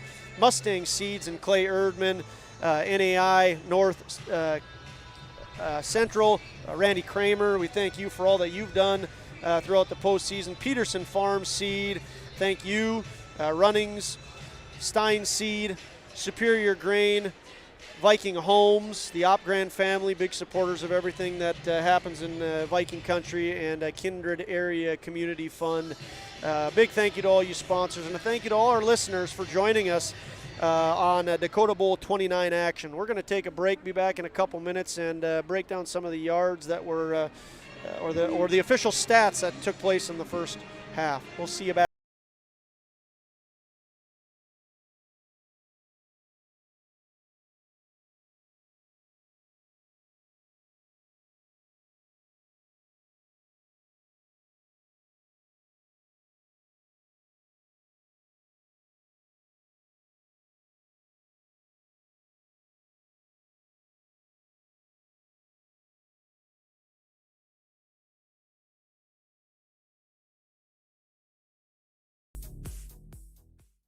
Do you have a teen ready for driving lessons? Don't know what they need to do or when things need to be done? If busyness keeps you from driving with them, then Gotta Go Driving School is the place to call. Jeff Weber at Gotta Go Driving School has been teaching driving lessons to all age groups since 1991. Call Jeff at Gotta Go Driving, 238-0236. Jeff will tell you to start planning ahead now. Don't wait. Got a new driver? Then it's Gotta Go Driving School. Talk to Jeff or go online at gottagodrivingschool.com.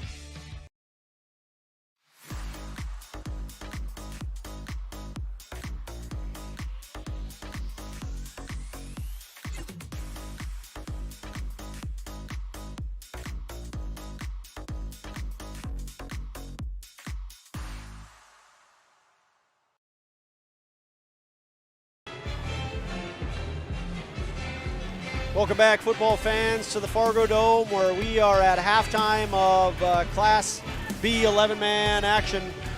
My name is Josh Almaris. I'm alongside Nick Eggman, and we have Mike Mason with us as well, technical support. We appreciate you joining us. Nick, the score is 13-0. Vikings lead.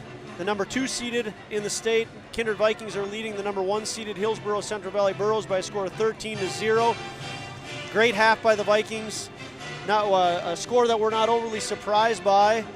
What are the Burrows coaching staff, Coach Olson and his staff, explaining to their kids right now as they are at halftime, some of the keys that they need to make sure that they do to turn this score around in the second half?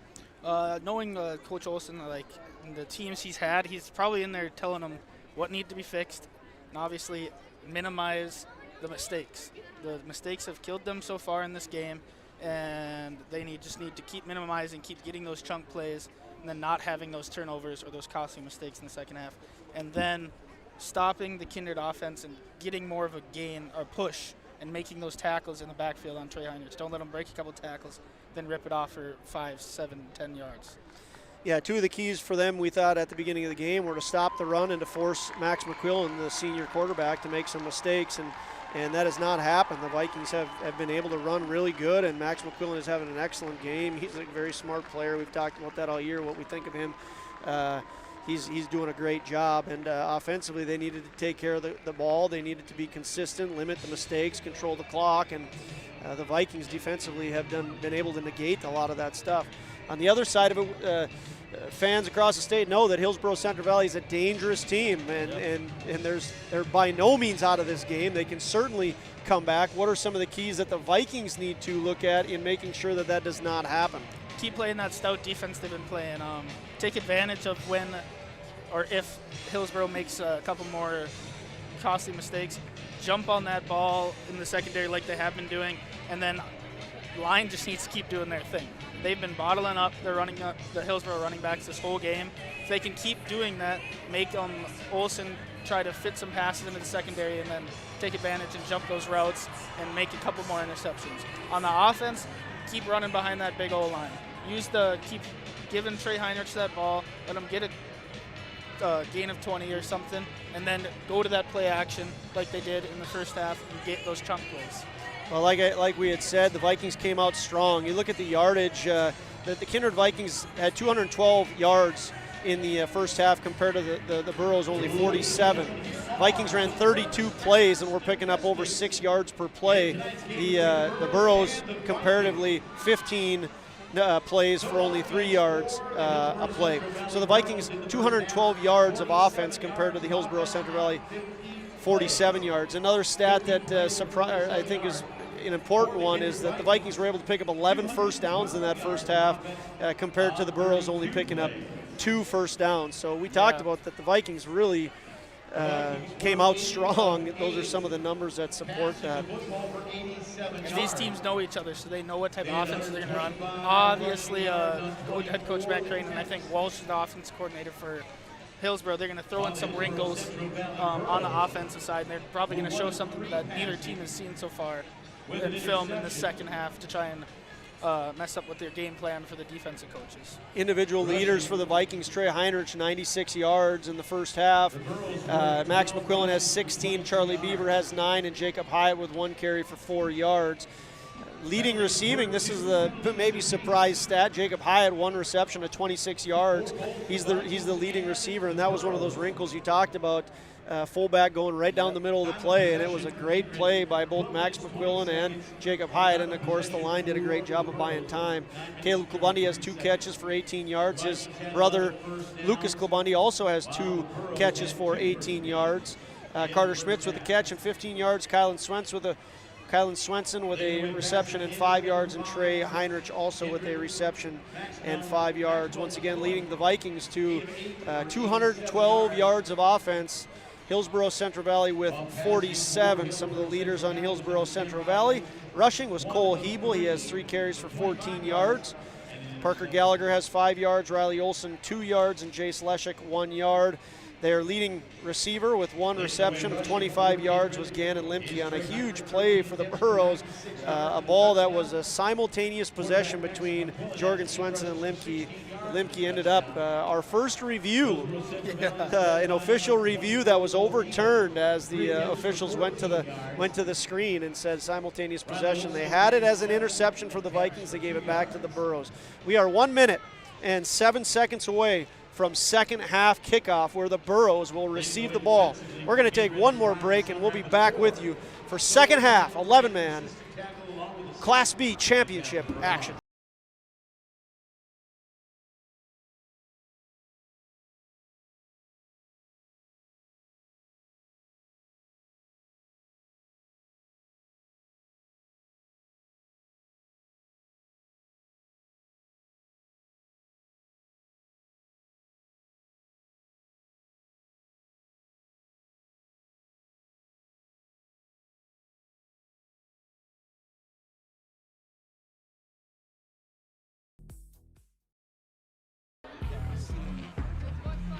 Welcome back.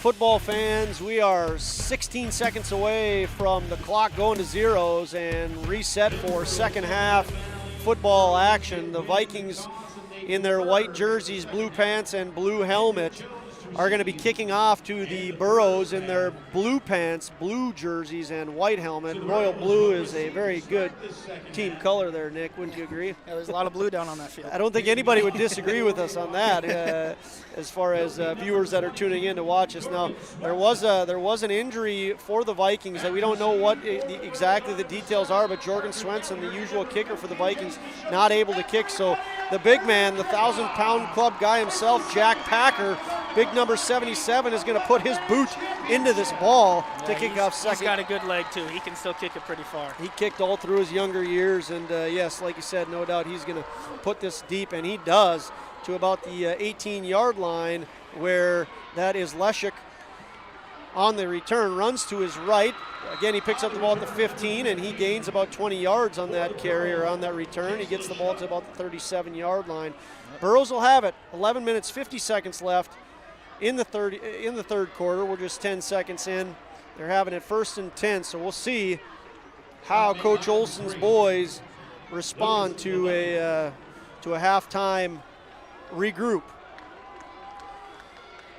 Riley Olson under center, has his guys in line. It's the I formation. He fakes the handoff, runs to his left. Nice gain by Olson with a pickup of about 5 yards. That's right there is what they want to be doing every time, picking up those 5 to 6 yards pop type runs instead of getting stopped at the line. They like the triple option, and that's what they'll typically run out of the I. Olson decides to keep it to himself that time. Picks up 5 yards. It's 2nd and 5. Ball on the 41-yard line of the Burrows. Once again, early on in the third quarter, my name's Josh Omaris alongside Nick Eggman. We're excited to be here for Dakota Bowl XXIX. Olson calls for the snap, gets it, keeps the ball, runs to his right, and again, looks like it's going to be a pickup of about 5 yards and a first down for the Burrows. It looks like we got a couple guys down on the field. We got looks like it's Barrett Willison, and Olson was slow to get up too. Barrett Willison, a big lineman for the Burrows, still on the field, laying looks like an ankle injury, and he's being attended to by the trainer right now. So we're going to take a quick 30-second break, and nope, we're not going to. Just kidding, Nick. Looks like he's coming off the field. We don't want to miss anything. So the Burrows pick up a first down. Olson on the triple option on 1st and 10, ran to his left, picked up 5 yards, and then did the same exact thing to his right, picked up another 5 yards. And the Burrows with their first down of the second half on their first possession and the first possession of the second half. Back in I formation, Olson is coming to the line, 1st and 10, has his line set, reaches under center, grabs the ball, he's set to pass, looks down the middle, throws down the middle, tipped and picked off by Caleb Kilbunny. Caleb Kilbunny on the pickoff. The ball looked like it was a little tip drill. Tipped off of, was it a Burrow player that it was not the line that tipped No, it. it looked like there's Trey Heinrich out there guarding. I couldn't see the receiver was, but it tipped off either defender's hand or the Burrows' hand and popped right into Caleb Kilbundy's breadbasket. Good concentration there by Caleb Kilbundy, as Nick had said, little tip drill action. The ball was tipped. Caleb Kilbundy was able to continue with his focus and reel that in. So the Vikings turn over the Burrows with just 1 minute into the third quarter. Vikings have their offense set. Twins to the right. Max McQuillan turns to his left, hands off to Trey. He gets to the outside to the far side. Pickup of 9 yards for the Vikings. It'll be 2nd down and 1. As Trey looked like they got it bottled up on the inside, but they didn't have the contain out on the outside, so was he able to break it out left and get outside for that 9-yard gain. Yeah, he bounced left, and it almost looked like he had one guy to beat, and if he would have beat him, he had the end zone in his sights. But nice play by Burrow. I didn't see who it was to get him out of bounds. All right, so here we go, 2nd and 1. McQuillan fakes the handoff to Beaver, who comes from the left, and he takes the ball to the left, picks up 2 yards. It'll be a first down for the Vikings. Vikings continue to look very strong here. Just like we talked about in the first half, they had those 2 guys in the backfield on Max McQuillan right away, but he broke those 2 tackles and got out and lunged forward for a 3-yard gain. One of the wrinkles that the Vikings have added is that they have, throughout the year, they have gone behind Jacob Hyatt. Yep. And Jacob Hyatt, a great blocker. We've talked a lot about the playoffs that he's having. He's done an outstanding job, but now they're throwing a wrinkle of they're going opposite Jacob Hyatt quite a bit. So a little bit of, I don't know if you'd call it trickery, but just a wrinkle in things where they're not going to go to Jacob Hyatt. They're going to go opposite him, and it seems to be working. Max McQuillan turns to his right here, throws the ball to his right. It's Lucas Klobundi on the reception. A big hit laid by Parker Gallagher, but not before Lucas Klobundi makes the reception and picks up about 7 yards. So that play right there is kind of another way of incorporating the run game into the game. You see it's man on the outside, and it's one close inside, one outside. You just whip it out, little out route to Klobundi and let him run. Vikings certainly happy to pick up the 6-7 yards at the Burrows. They don't want to give a big play, but they're bending. I mean, no doubt, because the Vikings are working well on the run and throwing to the outside. Max McQuillan has his team set second and 2. Turns the handoff to Trey, fakes the handoff. He's looking for receivers, throws. He's got one. It's Max Opgran. Max Opgran at about the 22-yard line, and there it is again, another gain of about 6 yards for the Vikings. Yeah, I think he was trying to go deep there. They did that play action, but they had a pressure off the edge, and he had to pump fake, go out there, and then find Opgran in the flat there. Excellent job again by the offensive line of the Vikings buying Max McQuillan time. If you can give Max McQuillan time and let the athleticism of the receiving crew do its work, good things are going to happen for the Vikings, especially knowing that Trey Heinrich is having a great game running the ball. Yeah, I think he's already over 100 yards. I was just checking that. Max McQuillan has his team set, turns and hands to Trey Heinrich on cue. Trey to his left, picks up 2 yards. It's going to be 2nd down and 8 from the 20-yard line. Vikings threatening once again. That was perfect by the Hillsboro defense there. The defensive end held the edge, and then let those inside linebackers run up the field and make that tackle. Trey Heinrich did have 96 yards. We talked about at the halftime show. He had 96 yards in the first half. Of course, he had the big 53-yard run, scoring the Vikings their 2nd touchdown. It's going to be 2nd down and 8 for the Vikings. 9 minutes and 10 seconds left in the in the third quarter. Max McQuillan has Caleb Klobundi to his left, Charlie Beaver to his right, fullback Jacob Hyatt in front of him, sends Charlie Beaver in motion. He has Trey Heinrich behind him. Charlie is set. Max has the ball. Hands off to Heinrich to the right. Heinrich with a big hole. He picks up about 7 yards. They followed Hyatt that time, and that time it worked. Let Hyatt go out there and make another block. I think he played on the offensive line last year for the Kindred Vikings, and they just moved him into fullback position to basically be another offensive line. Yeah, part of that, Riley Sunram, a sophomore, he stepped up and played a huge role for the Vikings this year. So you can't take him off the line. And Jacob Hyatt, a great blocker as a fullback, is doing a lot of the dirty work for the Vikings. Max McQuillan has the ball, calls his own number, goes to the left, is met at the line of scrimmage, but picks up another 3 yards. He has it inside the 10-yard of the Burrows. Vikings have it 1st and goal from the 9-yard line. Yep. Followed, like he had followed, let Trey Heinrich go up in front of him, followed Jacob Hyatt too, let them get to the 2nd level, and let him just follow him. Excellent start to the half by the Vikings. They came out, started the game great. You know, it's almost one of those things for a Viking fan. You're thinking, we don't need to go to half. Let's just keep playing. Let's not take a break. But they have not missed a beat here in the second half. They have the ball threatening. 1st and goal from the 9. Max McQuillan has a receiver left, Charlie Beaver, and Caleb Klobundi to his right. Hands off to Trey Heinrich. Trey Heinrich moves to his left. He brings it into the end zone. He's met at about the 2-yard line, keeps his feet going, and he dives into the end zone. Touchdown, Vikings. Trey Heinrich on a 9-yard run to his left. He gets his 2nd touchdown of the afternoon and puts the Vikings up by a score of 19-0. Couldn't have started any better for the Vikings. They work an interception. Caleb Klobundi on a nice interception, and then they get into the end zone with Trey Heinrich. Now, Jeremiah with a good snap, Jorgen Swenson with a good hold, and Jordan Sunram, the Mr. and Miss J connection, strikes once again, puts it through the uprights. Vikings lead by a score of 20-13. 7 minutes and 53 seconds left. We'll be back shortly. The Knickerbocker in Hickson, North Dakota is the place for you and your friends to come and enjoy cold drinks, great food, and sports all under a friendly and fun atmosphere. Whether it's the Vikings, Twins, Wild, NDSU Bison, or one of your favorite teams, watch all the games at the Knickerbocker. Open Monday through Friday, 11 a.m. to 2 a.m., and Sunday, 12 noon to 2 a.m. You can find the Knickerbocker at 412 Main Avenue in Hickson, just a 10-minute drive south of Fargo. Take University Drive, head south until you arrive. NAI North Central, a full-service commercial real estate company headquartered in Fargo, North Dakota. The team, led by owner and broker Randy Kramer, provides over 140 years of combined real estate experience. They are a member of the Fargo Moorhead, North Dakota, and National Association of Realtors, assuring you that quality of service is maintained at the highest level. Integrity, consistency, and service are the earmarks of a successful firm, and NAI North Central embodies and exemplifies each one. Learn more at nainorthcentral.com.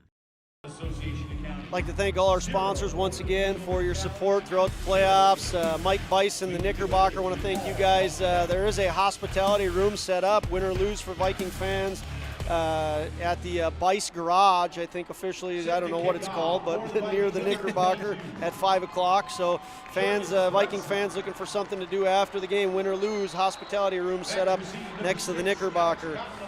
Vikings are happy to see that Jorgen Swenson is back on the field. Not sure what his ailment was, but he puts the boot into the ball, and Leszek has the ball at the 20-yard line, moves to his right, then to his left. He's on the near side, and he's driven out of bounds by about 4 guys. Connor Rowland, Charlie Beaver, Chase Miller, and Kylan Swenson. They got a lot of starters out on this special teams, and I think that they take pride in that. They want to put all their best athletes out there to try and go stop the returners. Another note I'll just provide for everybody listening in here, there's 2 minutes of game highlights that will be released within 24 hours of this game according to the North Dakota High School Activity Association guidelines. So we have 2 minutes of highlights that we are able to provide, but if again you are tuning in, we are not able to provide any live video coverage, so that's why you just hear myself, Josh Almaris, and Nick Eggman. Burrows have it. They pitch off to Leszek, and Leszek is met at the line of scrimmage as he runs to the far side after a gain of maybe 1 yard, and he's met pretty violently. Max McQuillan comes down as a safety and lays a pretty good lick on Leszek there. Leszek officially with a gain of 1 yard on the play. It's 2nd down and 9.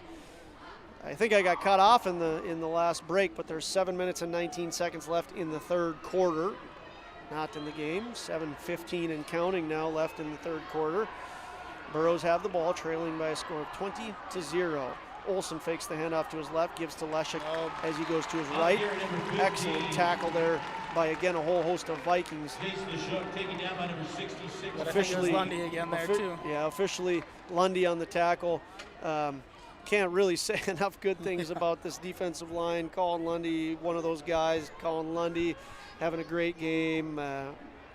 Riley Sunram, Jack Packer, big, strong guys. Colin Lundy is 6'1", 200 pounds.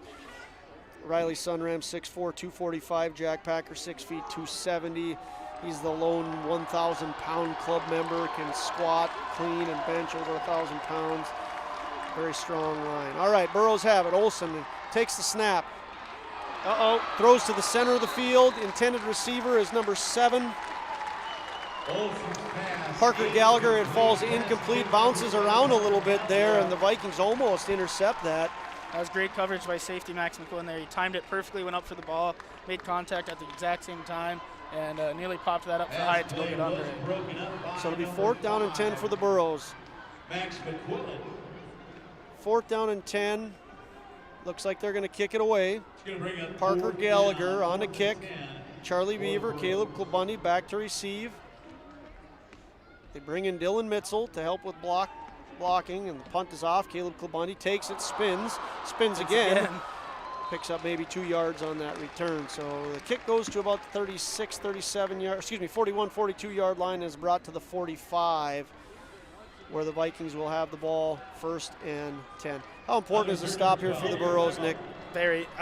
Kindred goes down and drives this into the end zone again and makes it a 4-score game. I think Hillsboro is going to have to go quickly and be able to pass it more than what they're wanting to do.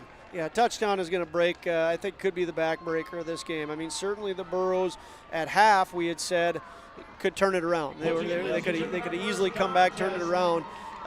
They come out of the half and throw an interception, and then the Vikings go down and score a touchdown. So about as bad of a start as you could have if you're a Burrow fan. Then they just went 3 and out on this drive too. Get the ball right back to Kindred. And now they go 3 and out, and I mean they didn't pick up a yard on that drive. So, you know, you really got to get a stop right now. Otherwise, like I said, it could be the backbreaker. I mean, there's a lot of game to be played, and I don't want to count them out ever, the Burrows, that is. But with the way Kindred's defense is playing right now and the way they're not being able to get anything really going on the offensive side of the ball, they really need to get a stop here on defense. Both teams wanted to establish the run and be able to chip away, throwing down the field as well. The Vikings have been very successful being able to do that all game long here.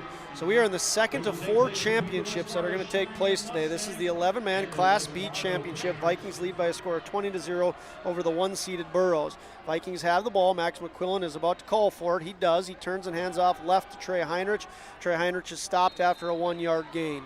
Yep, and now great stop by this Burrow defense, but as soon as they get him stood up, everyone else on their team has to go and try and take that ball out of his hands. Every single one of them. Cameron Bachnes, one of the ones on the stop there, and he has his helmet fall off, so he checks out of the game for the play. And Vikings will have it 2nd and 9. But you're absolutely right. The Burrows not only need a stop, but they're looking to get a fumble out of this deal as well. Vikings probably a lot of running right now. Run. 5.5 minutes and counting left in the third quarter. And then look for that play action too. And we know McQuillan can throw it to a whole host of talented receivers. McQuillan has his guys set, sends Charlie Beaver in motion. Charlie Beaver to the far side, running to his left, met at the line of scrimmage. Looks like he's going to lose a yard. It's going to be 3rd down and 10 for the Vikings. Are you looking for a pass here now, Nick, on 3rd and 10? Oh, yeah. I know head coach Matt Crane obviously wants to keep running this clock down, but he also isn't going to get vanilla with the offense, and he wants to keep moving the ball down the field. Time is your friend, but there's a lot of it on the clock. Yes. 17 minutes left in the game, so you absolutely have to keep your foot on the pedal. Looks like that's what the Vikings are going to do. They have trips to the right. It's Klabundy, Carter Schmitz, Connor Rowland, Max McQuillan calls for the ball, looks to his right, now down the middle of the field. He has Lucas Klabundy, and he catches it at the 20. He's going to be into the end zone. Touchdown! Lucas Klabundy from Max McQuillan. Lucas Klabundy, the lone receiver to the left, finds himself right down the middle of the field. Looked like it was a simple post route. Max McQuillan hits him perfectly right in stride. Lucas Klabundy outruns the rest of the Burrow defense, and they're into the end zone. That was a pretty ball by Max McQuillan. He put that right where it needed to be, right in stride for Lucas Klabundy. And Lucas fixed his body a little bit, caught it, and just ran right into the end zone. I've take said that 26-0 lead. We've said it all year. Max McQuillan, we think, is one of the best quarterbacks in the state. He doesn't have the humongous stats because he has a guy by the name of Trey Heinrich that runs, incredibly well on a huge offensive line. But that was an example of why we think he's so talented. Just a perfectly thrown.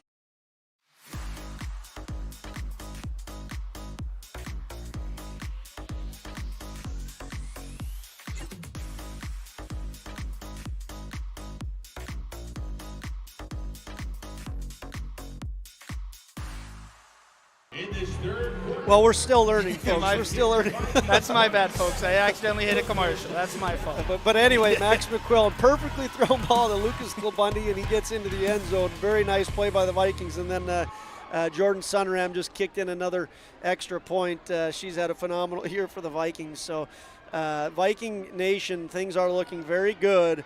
Certainly we have plenty of football left to be played, but it is 27-0 as the Vikings are leading the Burrows. Yep, Burrows need to get this ball and take it down the field and get in the end zone. I'm not sure what else it can be said. Jorgen Swenson on a kick, kicks over to again Gallagher. Gallagher from the near side of the field is stopped and hit big. There is a flag on the play. Gallagher brings that ball to about the 26-yard line. As the PA guy said, by friendly fire. One of the Burrows is who officially, unofficially, I don't know how that works, took him down. We have not seen what the flag is quite yet. Here we go. Block in the back. On the return team, number 50. 10 yards from the end of the run. First down. So it's going to set the Burrows back to the 16-yard line. A lot of field in front of them and a steep hill to climb as they find themselves trailing the Vikings by a score of 27-0. Olsen, junior quarterback for the Burrows, calls for the ball, runs to his right. It's the option. He decides to keep. Gets to the right side with a pickup of maybe 5 yards. It's going to be 2nd down and 5. Officially 2nd down and 6 for the Burrows with the ball in the 20. This is a situation where the Burrows not only find themselves with a steep hill to climb, they have not been able to pass the ball effectively. They need to get some quick points without seeing the clock tick down too fast. We'll see if they adjust and continue to try and throw the ball, or if they stick with the triple option. Olsen steps back. He's under center, and he is under a lot of pressure. It's going to be a sack. Another pancake served by the Viking offense. That is officially, I think that's Mason Nipstead. No, I don't think that was 66 on that sack. That was Nipstead. Yeah, that was Mason Nipstead on the sack there. There was a flag on the play. It's going to be holding, I think, on the guy holding Nipstead, but I think they're going to decline it and just take the sack. And it was officially Nipstead on the sack. Holding goes against the offense. The penalty is declined because with that sack by Nipstead, it's going to be 3rd down and very long for the Burrows. So trying to establish the pass, but the defensive front of the Vikings is able to get pressure, and they get their 2nd sack of the afternoon. Colin Lundy on the first, and Mason I think with this pressure too, it's because of the secondary locking everyone up. They're getting that, letting them run up there and not getting anyone open. Excellent point. I mean, there's every throw that the Burrows, they throw a ball incomplete down the middle of the field just now, and there's no Burrow even in sight there. There's a lot of athletic defensive backs out there for the Vikings. I think that one was trying to get a screen pass and he just missed him, trying to jump over that big defense line at Kindred and just missed through the throw. And I think Kindred had defenders right there ready to tackle him even if he catches it. A very well coached Viking team. You've heard this. We've talked about this as well. But when the defensive line gets a free break at the quarterback, recognizing, hey, we can't chase, it's probably a screen. They do a great job of that there. Burrows have the ball. They punt it. They had a 4th and 16. Good punt. Gets the Kindred Viking bounce, and the Vikings will start with the ball in Burrow territory with the ball at the 44-yard line. It's 27-0 in favor of the Vikings. We're going to take a quick 30-second break and be back with you shortly. There's no question that yield is at the core of everything we do at Stein. It's why we are here today, and it's what will continue to propel us and our growers into the future of agriculture. Stein and List E3 soybeans provide a significant. Once again, a special thank you to all our sponsors, Stein Seed. We appreciate you helping provide playoff football. It's the Dakota Bowl XXIX. Vikings in the championship against the Burrows. They have the ball 1st and 10, up 27-0. Max McQuillan gets the snap, hands off to freshman Kylan Swenson. And talk about that line, Kylan Swenson able to pick up 6 yards on just a simple handoff turn, go to your right. Usually when they have Kylan in the game, it's usually something else, not really just to run up the middle, but I think Crane notices that the defenses have found that out and just trying to get that advantage. If they're not going to load that box on with Kylan in the backfield, just hand it up and try and get those yards. Coach Crane, in his 8th year as head coach for the Vikings, has a 49-30 record. He has 1 regional championship under his belt. This is his 2nd championship that he's been able to coach in. Graduate up in Wasilla, Alaska, and a Valley City State University former football player. Vikings have it 2nd and 5. McQuillan gets a snap, hands to left to Trey Heinrich. Trey Heinrich goes to the left, picks up about 5 yards. It's going to be a 1st down for the Vikings. Yeah, the Kindred Moving Company up front is doing their job today, and they keep doing it, and they right those last 2 plays 5 yards a pop and get another 1st down. The lineman mothers have shirts that say serving up pancakes. We've seen 2 of them, but maybe that's the next shirt they need to consider, the Kindred Moving Company. I might need to inform you on what a pancake is. It's not a sack. When go they ahead. Lock someone onto their back. Oh, I got you. Okay, well, I'm going to call it a pancake. We're going to call it a blueberry pancake if they get that sack. That's why we have Nick here. He knows way more about football than I do. Max McQuillan gets the ball. He turns and hands off to Trey Heinrich once again. Same play to the left. Trey Heinrich picks up 4 yards. So can I still use pancake as a sack? Yeah, is that allowed? that's Okay, fine, all that's right. fine. Just making sure. Just want to make sure you know the other meanings of pancake too. Got it. Anyway, as I was saying, it maybe the Kindred mothers, if they decide they want to listen to this later on, they might consider next year using the Kindred Moving Company shirts or stick with the pancakes. Yeah, I like the pancakes too. The clever idea is all the same. All right, Vikings have the ball, 2nd and 7.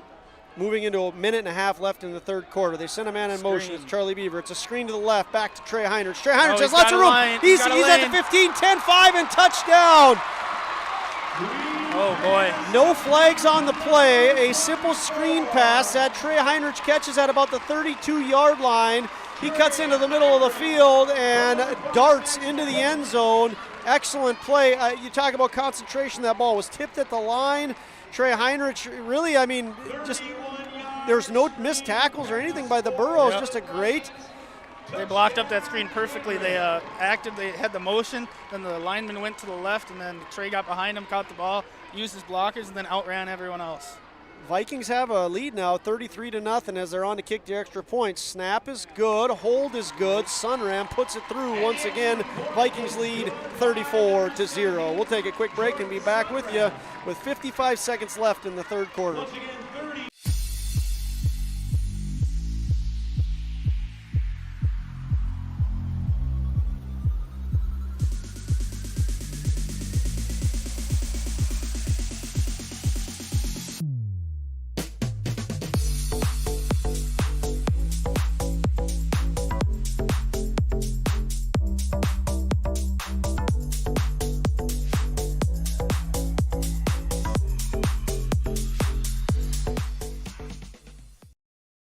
Kindred Storage, built on the north side of the city of Kindred, provides secure and affordable storage. The units at Kindred Storage are new construction, isolated from water and snow, and are maintained year-round.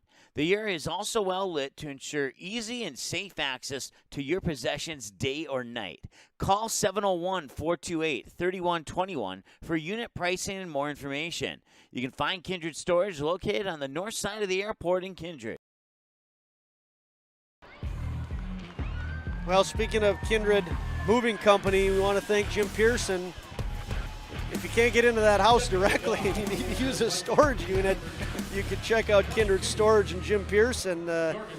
But as it is, the Kindred Moving Company, which is the Vikings offensive line, having a great game today. Lots of excellent play from the Vikings as they currently lead by a score of 34-0 over the number 1 seed in the state of North Dakota, Hillsboro Central Valley Burrows. The kickoff goes from Jorgen Swenson to Parker Gallagher. Parker Gallagher gets it on the near side of the field, and he takes it across he gets it at about the 17-yard line, takes it across the 30 to about the 31-yard line.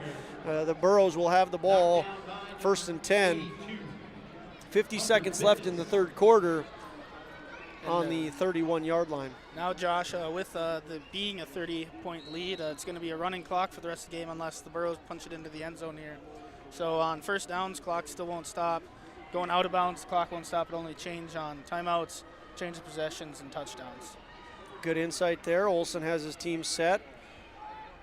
They're running from the I formation once again. He is directly under center, fakes the handoff to the fullback, runs to the right, picks up a good chunk of yards here. It looks like it's going to be gaining about 6 yards. Clock is at 43 seconds and running in the third quarter. You'd assume that the Hillsboro Central Valley Burros are going to hurry up a little bit. Yep. I mean, they do have a whole fourth quarter left, but a 34-point lead with just 12 minutes left in the game. It's a pretty tough one to come back from. They're going to have to get their pass game going if they want a chance at this game. We're moving into under 20 seconds left in the third quarter here. Olsen once again under center, same formation, I formation. He gets the ball, goes to his left. Looks to go to his left, hangs onto the ball, and that I think is, maybe not officially a pancake, but Jack Backer puts a big hit on Olsen. I think that's going to be a tackle for a loss, or if not, yeah, that's going to be a loss of a yard. Excellent tackle there by Jack Packer. That all starts with that defense line. They break, they realize what way the run's going, they stop the first option, and they get to that quarterback. And you can see Trey Heinrichs on the outside running, taking away that running back on the pitch. So this whole defense is flying around the field. Yeah, they're not trying to get to the backfield. They're just running straight down the field, and they're just making sure they make the Burrows work for every yard they can get beyond the line of scrimmage. As it is, it ends up being a tackle for a loss by Jack Packer. It's 3rd and 5. We're about to get to the 4th quarter, folks. Championship Friday, 2nd of 4 championships. We're covering just this one. It's Dakota Bowl 29. Vikings lead by a score of 34-0. Buying, selling, or leasing commercial real estate in the Fargo-Moorhead area? From office to retail to industrial to farmland, trust the experts at Goldmark Commercial Real Estate to lead your team to success. As the #1 commercial sales and leasing brokerage in the FM region, they have the experience and skills to handle all of your commercial real estate and farmland needs with the highest levels of customer service and marketing around. Do you have problems hanging over your head? Fix it fast with a call to Maximum Roofing. Maximum Roofing's amazing customer service can repair or remove and replace your roof, with most jobs completed within 24 hours. Their professional contractors are local with over 17 years of experience and are fully licensed and insured. Your roof is critical in protecting your home or business. Fix it right with Maximum Roofing. Give them a call today or visit MaximumRoofingND.com. Welcome back, football fans. Once again, it's Dakota Bowl 29. My name's Josh Almaris alongside Nick Eggman. We're here giving you championship football action, and a reminder that 2 minutes of game highlights will be released within 24 hours according to the North Dakota High School Activity Association guidelines, but we are not able to provide any live coverage via video, only audio. Burrows have the ball. It's a quick pass over to Gallagher, and he is met immediately by a fantastic tackling Lucas Klabundi. He read that play from the beginning. He realized he's just reading those quarterback eyes. He drops back a little before the play. Read those quarterback's eyes, had the guy in the flat coming out, and he just under the block and right to him and made that great tackle on the legs. The Burrows are now looking like they're in deep trouble. They have it 4th and 6. On their 35-yard line and are electing to punt the ball to the Vikings. Their punter is who... I'd watch for a fake here. Down 34 in the 4th quarter. 4th and 6. Good snap, and the punt is kicked off to, it'll be Caleb Klabundi, and Caleb Klabundi calls the fair catch. So punter Alec Magnuson, nice punt.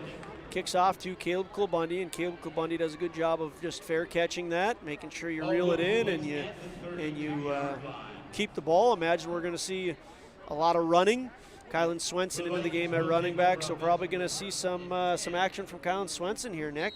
Yep, either handing it off to him or just a little screen play to him. But I don't think Crane wants to quit the passing game quite yet. He's obviously going to keep running the ball, but he'll still probably take some shots. 1st and 10, Vikings have it on their 32-yard line, 11 minutes and 10 seconds left. Little throw to Kylan Swenson, runs to his left. He's met on the near side right away. Nice tackle there. Looks like it's going to be Jake Paulsrud, the leading tackler for the Burrows. Had 45 tackles coming into this game. He brings down Kylan Swenson after a gain of about 2 yards. Yeah, it looked like he had him right at the line too, but then Charlie Beaver came in and started pushing Kylan from the back and got him those extra 2 yards. Senior Connor Rowland into the game now, and Trey Heinrich checks back in. Vikings are going to have the ball 2nd and 7, 10 minutes and 35 seconds remaining in the game. Vikings with the lead, 34-0. They are the 2nd seed in the state. Max McQuillan, senior quarterback, calls for the ball, sends Caleb Klabundi in motion, fakes the handoff to Caleb, runs to his left, has a lane. He has lots of room, picks up about 15 yards on this play, maybe more. Ball pops out at the end of the play. Ball pops out. Connor Rowland was there, but not before. Gannon Limke of the Burrows falls on the ball. It's going to be Burrow ball as Max McQuillan has a very nice run, and the ball slips out at the end of the run. It was a fight between Gannon Limke and Connor Rowland. Limke edges out, getting there just slightly before Rowland, and Gannon Limke recovers the ball for the Burrows. The Burrows are going to have the ball 1st and 10 from the 46-yard line on the Burrow side of the field. Yeah, I think right there, you're up 34. You rip off that run. I mean, right there, you probably don't need to fight for those extra yards. Go down and take away that opportunity from forcing a fumble. Olsen under center, steps back, looks to throw, throws to the left side. Good coverage by Lucas Klabundy, but an even better catch by Parker Gallagher. Gallagher, great concentration there. And Olsen to Gallagher on a big connection of about, looks like it's going to be close to 30 yards, if not more. The Burrows are going to have the ball on the 21-yard line of the Vikings. That's a great play by Gallagher, but I think Klabundy just didn't even turn around to look for the ball. I think if he does, he gets that hand up there, and it makes it even a tougher opportunity for Gallagher to come down with it. Olsen gets a snap, fakes the handoff. He kept it. Yep. Yeah, he kept it. Looked like maybe a little miscommunication. Olsen looked like he wanted that ball, but as it was, Cole Hebel takes the ball and ends up getting stopped right at the line. So Stop made by number 41. Riley Olsen, junior quarterback, they like that triple option, decides to hand off to Cole Hebel there, and Cole Hebel stopped immediately. Going to be 2nd and 10 for the Burrows. Burrows send twins to the right, twins to the left. This is a new formation, I think, Nick. I haven't seen this one. Trying to open up the passing playbook here. Burrows back, or excuse me, Olsen is back. He throws to his right. He has Gallagher. It's going to be a minimal pickup, maybe 5 yards, as Gallagher runs to the near side and is tackled by, looked like Trey Heinrich. No, I think it was Klabundy that was out there on that corner. Yep, Caleb Klabundy came down there and made the tackle. Nice tackle by Caleb. You would say a nice job of keeping him in bounds, but the clock is running since we are at a 30-plus point differential. So the clock is running. The Vikings 8 minutes and 30 seconds away from what could be their first state championship. Pitch goes to number 15, Jace Leshik. He goes to his left. He's going to have a first down. He gets the outside, and he stays on the sideline. Looks like he stayed in bounds. Did he get into the end zone? He did get into the end zone. Did he stay in bounds? Yes. Touchdown, Burrows. It's going to be a touchdown for Jace Leshik running to his left on a quick pitch. That's some great footwork by Leshik right there. He just tiptoed that whole sideline, broke a tackle, and then kept tiptoeing and got in the end zone. Let's see if he actually did go out of bounds or not on this replay. Oh, he does a great job of just keeping those feet barely in bounds on the replay. You can see that he is in bounds, and he stretches to the pylon. They're going to review it, but did you see anything on that? I couldn't see the heel. I don't know if he was just on his toes, or I think if he's on his heel on any of those plays, any of those couple steps, I think he's out of bounds. So Jace Leshik, as it stands, is into the end zone for the Burrows' first touchdown. We do have a review here at the Fargo Dome. Kind of a nice perk. There was one call that was overturned already. The Vikings thought they had a Jorgen Swenson interception, but Gannon Limke worked the simultaneous possession, and the call was overturned on the field and went back to the Burrows.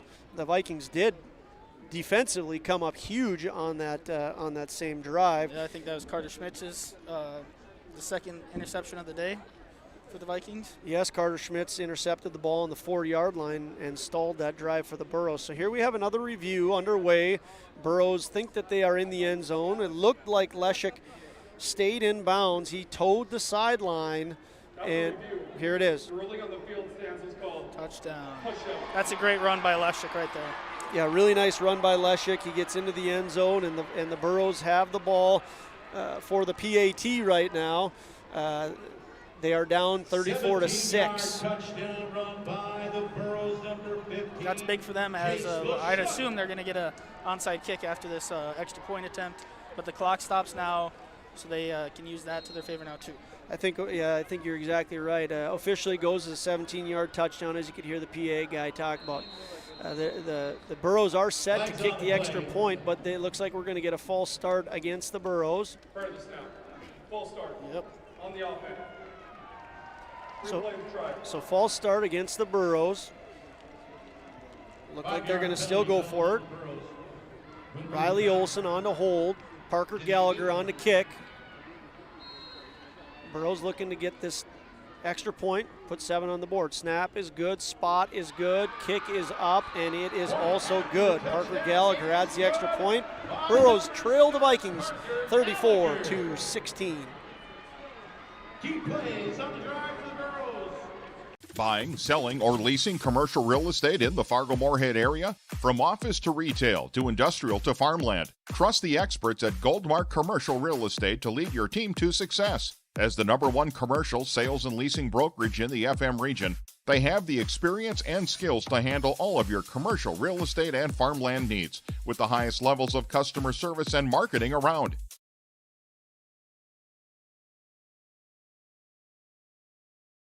NAI North Central, a full-service commercial real estate company headquartered in Fargo, North Dakota.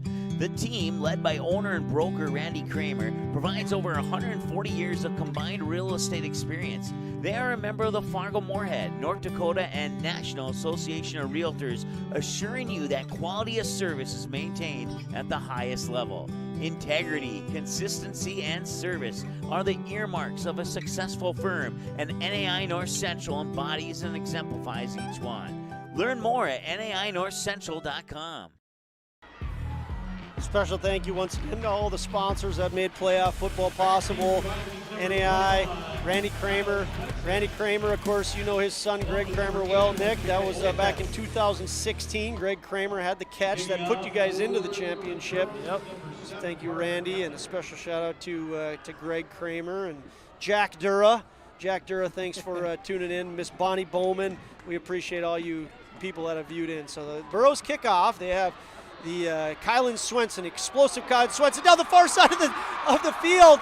He has a great return going. He picks up the ball at about the 15, runs to his right on the far side. He's met at about the 30, but continues to just plow along. He gets to about the 47-yard line. That kid, I mean, if you could define someone who runs with a chip on their shoulder, yes, it is Kylan Swenson.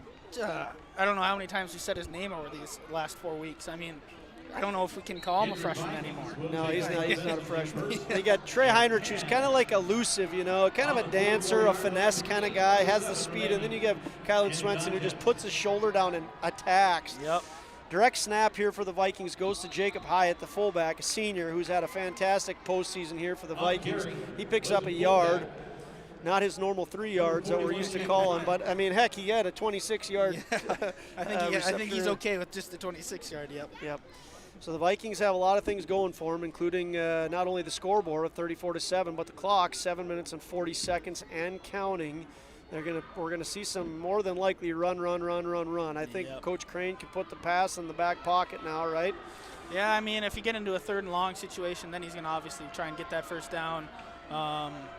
Just trying to keep the ball in their hands most of the rest of this game. McQuillan just gets the ball, hands off to his left to Trey Heinrich. Trey Heinrich is met with a whole host of Burrows after he picks up about 2 yards. Going to be 3rd down and 7 for the Vikings. On the carry, number 24, Trey Heinrich. On the stop, number 24, Cole Hebel, along with number 25. See, right here, I mean, Crane could go for the pass, but he also could just do the run. I mean, with the score being it is, Burrows still definitely have that explosive type offense where they can start getting some runs, then they're going to have to get those onside kicks to try and get back in this game. So we'll see what Crane has up for us here. Twins to the left, twins to the right. The twins to the left are actual twins. It's Lucas and Caleb, and to the right it is Carter and Connor. Carter Schmitz and Connor Rowland. It looks like we are going to see a pass. Gets pressure. Max McQuillan. Oh no! Burrows get the interception. This could be a pick six. One guy to beat. He beats it. It's an interception by Peter Dryberg. Peter Dryberg on the pick six. He had to beat Max McQuillan. Max McQuillan missed the tackle, and Peter Dryberg turns this around just like that. It's 34-13. The Burrows get a huge play from Dryberg. The pass, Dryberg just did an excellent job of just stepping in there. Nick, did you see anything different? I mean, Dryberg read it well, steps in, and takes it to the house. That was a great defensive play. He read that Heinrich was coming out of the backfield. He saw he got pressure with Leszek coming on the outside. And then McQuillan, I don't even know if he saw him, just tried to get that ball to Heinrich out there and let him make a play, and Dryberg was all over it. Well, here we go. Burrows down 34-13, about to kick the extra point, and Gallagher looks like after the kick it's going to be good. Yes, Gallagher adds the extra point, so the Burrows move within 20. It's 34-14, 6 minutes and 24 seconds left in the game. We're going to take a quick break, and we'll be back with you shortly.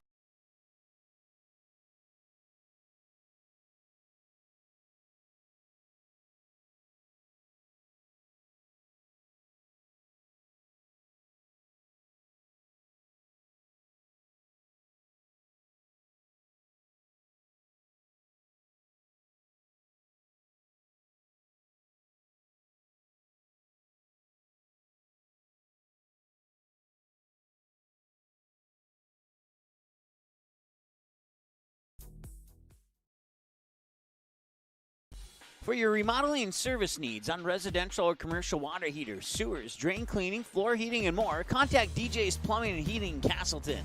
The team at DJ's Plumbing and Heating has over 43 years of experience and is an officially licensed master plumber. DJ's Plumbing and Heating. Give them a call today at 701-347-5253 or visit them in person at 1002 Front Street in Castleton. Welcome back to Fargo, North Dakota. We're inside the Fargo Dome. It's beautiful inside the Fargo Dome, not so beautiful outside. Winter weather advisory underway. The Hillsboro Central Valley Burros are on to onside the kick. Parker Gallagher looking like he's going to kick it near side. He does. The ball has traveled 10 yards, and the Burros, there's a whole scrum of people. It looks like Chase Miller fell on top of that. Excellent job by Chase Miller. The front, he did come up with that ball. That was a very well executed onside kick by the Burros. They had their opportunity. I just don't think I think Leshik was right there, but I just don't think he jumped in front of it in time before Chase Miller got on top of it. Chase Miller, he did step up and field that, but he bobbled it quite a bit, and he was able to fall on top of it. So a huge play for the Vikings there from Chase Miller to fall on that ball and make sure that the Vikings secure possession. 6 minutes, 23 seconds left in the fourth quarter. 11-man Class B championship football. Vikings lead 34-14. To answer your question now, I don't think they're going to pass it anymore. Yes, no, done with the pass. that's what I mean. The clock is such a friend of yours that you just keep plugging away. Now, that fumble again. Oh. Max McQuillan, uncharacteristic plays out of Max McQuillan here. He had a fumble earlier on a run. Trey Heinrich falls on this, so he secures it for the Vikings. But Max McQuillan had a fumble earlier, which is totally uncharacteristic, an interception for a pick six for the Burros, and now Max fumbles the ball again. Fortunate that Trey Heinrich was there to recover that. They are very fortunate on that. That gives the ball right back to the Burros with virtually no time coming off the clock. I think he just turned around and handed it to Trey Heinrich. Trey Heinrich saves the day. Max McQuillan has his team set, 2nd and 9, 5:44 and counting. Trey Heinrich in the backfield. We're expecting a handoff to him. We get a handoff to him. Trey Heinrich runs to his right, jumps over a guy, picks up about 5 yards. It's going to be a third, and we're going to call it 3. Yep. Great run. Yet again, Hillsboro had a guy in the backfield just a little too far away to get Trey, and Trey makes him pay and picks up another 5-yard run. So it's 3rd and 3 for the Vikings, 5 minutes and 20 seconds away from their first state championship in school history. Can it happen? We should find out here shortly. They lead the Burros by a score of 20. They are in Burro territory on the 42-yard line. It's 3rd and 3. Burros want a chance at this game to get the ball back again. They got to get a stop here. And Burros are going to rip after that ball. They're going to rip and tear and do everything they can to work a fumble. Max McQuillan turns and pitches to his right to Trey Heinrich. Trey Heinrich has the line. Oh, he might be gone. He's at the 30. He's got again. He's him and one guy, 20, 15, 10, and he's pushed out of bounds. Great job there by Peter Dryberg. Peter Dryberg is having an outstanding game. He has the pick six and is able to stop the touchdown there, but an excellent run by Trey Heinrich, running to his right, finding a lane, and picking up big yards for the Vikings. That was yet again great blocking up front by the Kindred Vikings, and then Trey just followed them all and broke that thing out again. Just Peter Dryberg ran him down to save that touchdown. So the Vikings have it 1st and goal from the 10, 4 minutes and 46 seconds left in the game. McQuillan has Trey Heinrich in the backfield. Behind him, he has Jacob Hyatt in front of him. He calls for the ball, waiting and waiting. Now he's got it, turns and hands to Trey once again to his left. There's going to be a flag on the play. Trey does pick up probably 4 yards on it. Running to his left. Looks like it's going to be a holding call. Yep, clock stops at 4:41. Going to be a penalty more than likely against the Vikings. Going to set them back 10 yards is what we're expecting, but we'll wait for the official call. I think they got him on Blake Hushka. He looked like he tripped a little bit and tried to hold him as he was falling to the ground and got too much of that jersey. Oh, nope. So it's going to be a chop block against the Vikings. We were right in the fact that it was going to be against the Vikings, wrong in the call. It is a chop block, not holding. It's going to be we saw that last week, too. Yes. 15-yard penalty against the Vikings sets them up for 1st and goal from the 25-yard line.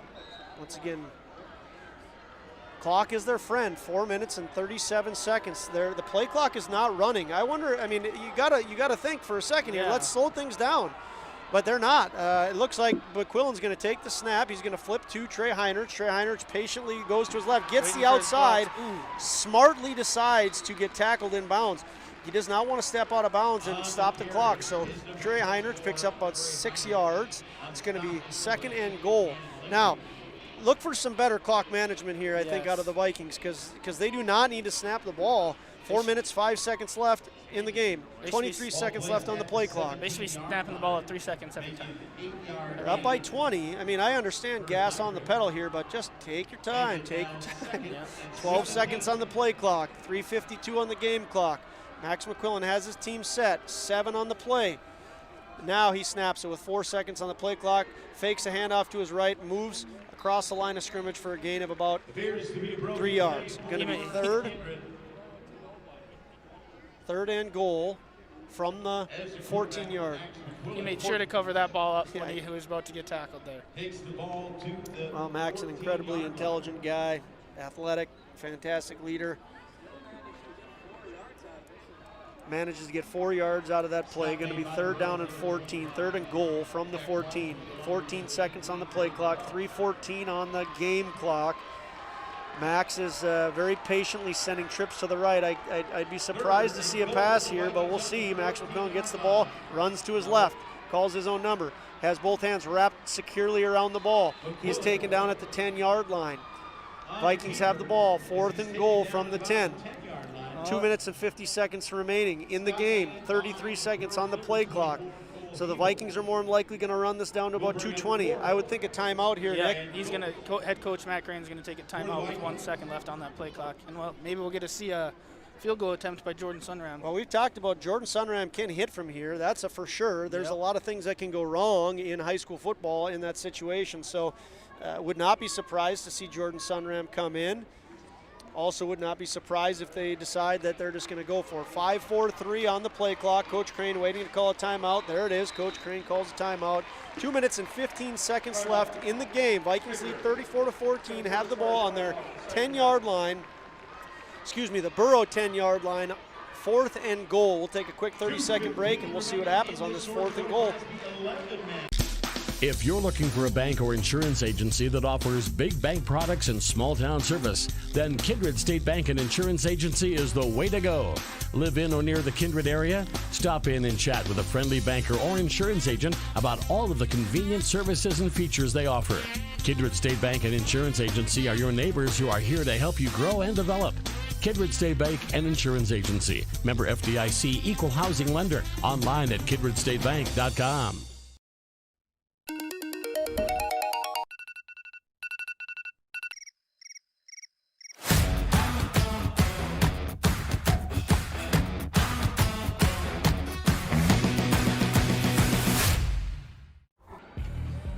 Welcome back to the Fargo Dome. Not that everybody really cares what I think, but I love this call. I think Jordan Sunram, they're going to kick a field goal here, folks. Jordan Sunram, senior, girl who inspires so many people in Kindred, on to kick a 26-yard field goal. My bad. Snap is good. Hold is good. Sunram nails the field goal. Great job by Jordan Sunram. Like I said, I love that call. Give that girl a chance to kick the ball. She could have kicked that from much further than that. Oh, yeah. So a good job by Jeremiah Doctor to get a good snap. Jorgen Swenson gets the hold down, and Sunram puts a hefty boot into that ball. Officially a 26-yard field goal by Sunram. Now puts the Vikings up by a score of 37-14. Nick, did you like that call? I loved that call. Yep. Let that senior get one more field goal. That's her first field goal attempt of the year, I think. Or second? I think they attempted one in Grafton, but that's not official, and I think it was blocked. So I think it's her. I think it's her second attempt. Okay. But that's not official. But she's had a great year, yes. Jordan Sunram. She's a dual sport athlete, plays on the girls volleyball team, and also kicks for the Vikings. She's been. Unofficially, again, I think she's something like 35 for 44 on extra points this year. Here she just nails the field goal. Vikings are very excited about the fact that she came out this year, and she earned her stripes on this team No doubt. The only complaint she probably has is that she could have came out a couple years before now, and had all kinds of points for the Vikings. Congratulations to Sunram on that field goal. The Vikings kick it off, again to Parker Gallagher. Parker Gallagher takes it at the 9, dances to his left, gets across the 25, and is taken down by, looks like, Charlie Beaver and Caleb Bundy. No, I think it's that freshman we'd like to talk about, yep. Kylan Swenson. Kylan Swenson and Charlie Beaver on the tackle. So the Vikings smelling a championship. Yep. It is, folks, it is 2 minutes and 4 seconds left in this game. They lead by a score of 37-14. Vikings have not won a state championship. It's been since 2016 that they have been in this game. They've played a fantastic game, and barring an epic collapse, things are looking good for them. Jack Olson on the field, senior. Looks like a lot of seniors out there for the Vikings. Olson takes the snap. He dances back, straight back, throws what looks like it's an attempt for a screen. Did that get picked off? Is that Hyatt? Yes, that is Hyatt. How appropriate. Yep. Jacob Leroy Horde Hyatt. Leroy Horde doesn't even play defense. And there he is, Jacob Hyatt, the senior, with an interception for the Vikings. That just put the icing on the cake for the championship for the Kindred Vikings. So more than likely we're going to see a couple of kneel downs. Would you think here, Nick? Or I don't think there's enough time. Yeah, it's going to be close. They might have to get one first down. Vikings lead 37-14. We're under 2 minutes left in the game. Looks like they are in victory formation. The best formation in football. If you're on the team that is doing it. And there it is. Max McQuillan gets the snap. He takes a knee. 1:52 and counting in the game. 37 on the play clock. Vikings are feeling it. Crowd has been very good here. The Vikings have about 4 full sections from the bottom of the field to the top standing. They're starting to cheer a little bit more loudly. It's only going to pick up here. 1:35 and counting. 20 seconds on the play clock. Vikings are enjoying the last few minutes together in the huddle. Max McQuillan sends them on their way. He has them get ready to get set. 10 seconds left on the play clock. Max McQuillan sees his guys set. Watching the play clock, 4, 3, he calls for the snap, takes the knee, going to be 3rd down and 14, 1 minute and 10 seconds left in the game. Hugs starting to happen on the field. In the stands, everyone's proud. Viking faithful are starting to stand now. They're starting to cheer a little bit louder. Again, it's only going to pick up. 54 seconds left in the game, 20 on the play clock. What are they saying in the huddle right now, Nick? We're state champs. We did it. Great feeling for the Vikings right now, no doubt. Congratulations to these kids. 40 seconds left on the game clock. Max takes the snap, kneels it down, and that will be the final play of the game. It's not officially official, but pretty darn close. 30 seconds left. The two teams congratulate one another. They just said it over the PA. But we got to give credit to Hillsboro. They had a great year again. They just didn't come out and play their best game today. But yet again, they'll be here. They'll be here again. They have a great team, great coaching staff. Just didn't go their way today, and Kindred got their first state championship in program history. 3 seconds on the game clock. 2, 1, and now the horn sounds. And that means that the Kindred Vikings are the 11-man Class B state champions, 2021 state champs. A big congratulations to Viking Nation. It was a goal that they had at the beginning of the year, and they fought through some tough battles. We'll talk about that in the playoffs. They were victorious by a score of 37-14. The number 2 ranked Kindred Vikings in the state of North Dakota defeat the number 1 ranked in the state of North Dakota, Hillsboro Central Valley Burros, by a score of 37-14. Once again, a big congratulations to the Vikings, the coaches, the players. They performed excellently today.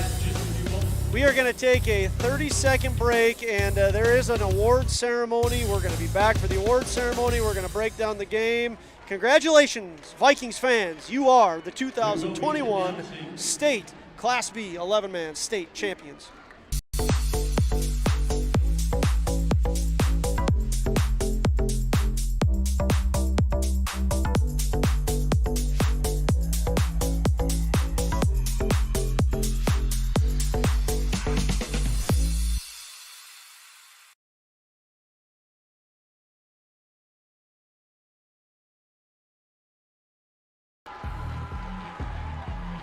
Welcome back, fans. The Kindred Vikings and Hillsboro Central Valley Burros are finishing up their final handshakes and congratulatory messages. The Vikings are running to their huddle in celebration as they finish up the handshake. Eggie said it right. Congratulations to the Burro fans, a fantastic season, an outstanding program that they have in Hillsboro Central Valley. Absolutely nothing to hang their heads about. They had a great year, and they continue to be on an outstanding run, perhaps one of the most impressive runs in North Dakota football right now. That certainly is an arguable statement, but they have done a very good job over the years. So special congratulations to Hillsboro Central Valley and the Burros for all of the successes they've had this year and in years prior. And then again, a special congratulations to, I called it maybe wrong, state champions earlier, but the state Class B 11-man champions. We are going to let our PA guy provide you the post-game awards. So I'm gonna step away and let you listen to what he has to say. Russell Stremick, Tyler Wasling, and Brent Vick representing Farmers Union Insurance. Also, North Dakota High School Activities Association Board Member Jeremy Brandt, Superintendent at Central Valley. We would like to thank North Dakota High School Activities Association premier sponsor, North Dakota Farmers Union Insurance, and supporting sponsor, Vision Zero, for their sponsorship of the North Dakota High School Activities Association sports and activities. Our first awards are the 2021 North Dakota High School Coaches Association Division 11B Football Senior Athlete of the Year Award and the North Dakota High School Coaches Association Division 11B Coach of the Year Award. Presenting the North Dakota High School Coaches Association awards are Eric Olson, Membership Chair. The Senior Athlete of the Year Award is presented by the North Dakota High School Coaches Association and sponsored by Powerade of North Dakota. The 2021 North Dakota High School Coaches Association Senior Athlete of the Year in the sport of Division 11B football, as selected by the Division 11B head coaches, is Matt Thorson from Harvey Wells County. Congratulations, Matt Thorson from Harvey Wells County, your 2021 North Dakota High School Coaches Association Senior Athlete of the Year. So once again, we're in the awards The ceremony. North Dakota High School Coaches Association Senior Coach Athlete of the Year Award is is announced at the completion of the state competition for every sport and is sponsored by Subway. The 2021 North Dakota High School Coaches Association Coach of the Year in the sport of Division 11B football, as selected by the Division 11B head coaches, is Nick Walker from Bowman County. Coach of the Year goes to Nick Walker of Bowman County. Congratulations to Nick Walker from Bowman County, the 2021 North Dakota High School Coaches Association Coach of the Year. Keep it here live as the award ceremony continues. Team awards coming next. And now for the team trophy presentations. Will the captains of Hillsboro Central Valley Burros please come forward to receive your runner-up trophy.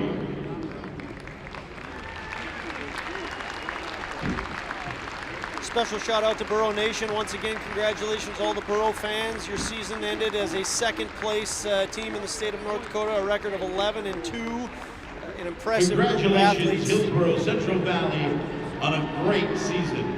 And a great season by the Burros. Congratulations to the coaching staff and the players and the fans. And now, would the captains from the 2021 North Dakota High School Activities Association Division 11B Football State Champions from Kindred Vikings, please come forward and accept your state champions trophy.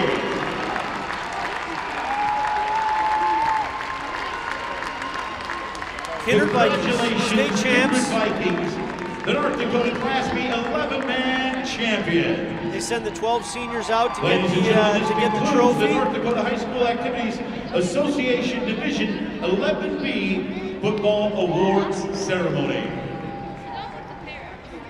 Please stay tuned for the North Dakota 11A Championship between the St. Mary's Saints and the Jamestown Blue Jays. Well, a big shout out to Kindred Vikings once again for doing a great job throughout the season. They have earned themselves the state championship. We are going to, they're down on the field taking pictures and having a good old time right now. We are going to take a short break, and we will be back with you here shortly to break down the game and talk about what happened today and what happened throughout the season. Once again, Kindred Vikings, 11-man, Class B, state champions. For your remodeling and service needs on residential or commercial water heaters, sewers, drain cleaning, floor heating, and more, contact DJ's Plumbing and Heating in Castleton. The team at DJ's Plumbing and Heating has over 43 years of experience and is an officially licensed master plumber. DJ's Plumbing and Heating. Give them a call today at 701-347-5253 or visit them in person at 1002 Front Street in Castleton.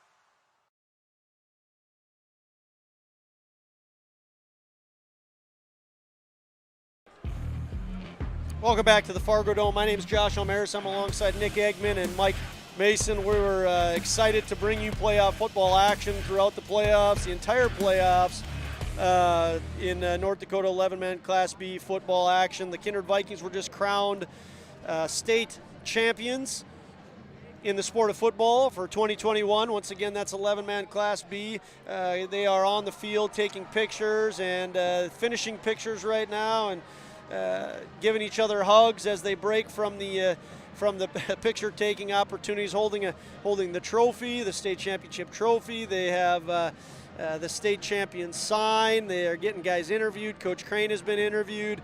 Jacob Hyatt getting a good interview, a well-deserved interview down there. All smiles for the Vikings. An excellent year for the Vikings players, coaches, and fans.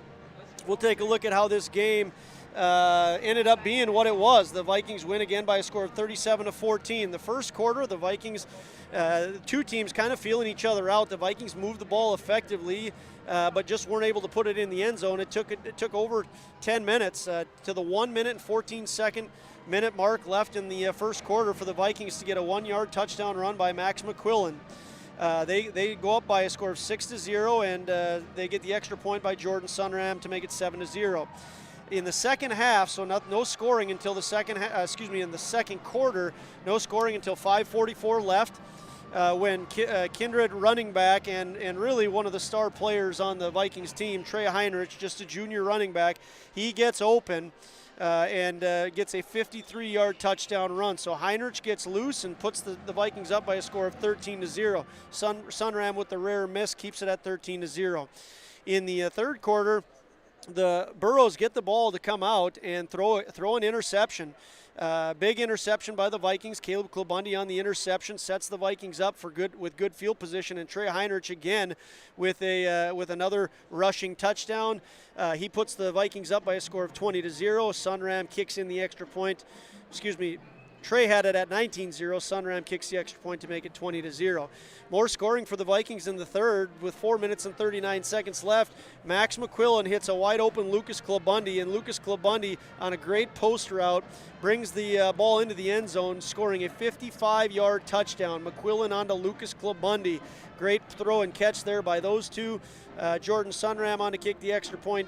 It is good. Score is now 27-0 in favor of the Vikings. Vikings keep the pedal to the metal, as you might say. And in the third quarter, they see another pass play from Max McQuillan here, just a simple screen onto Trey Heinrich. Trey Heinrich gets the ball at about the 32-yard line and runs that ball. That's a line of scrimmage, by the way. Runs that ball 32 yards into the end zone. The Vikings with 34 of the first 34 points. They come out and just attack and do a great job on every level of the game.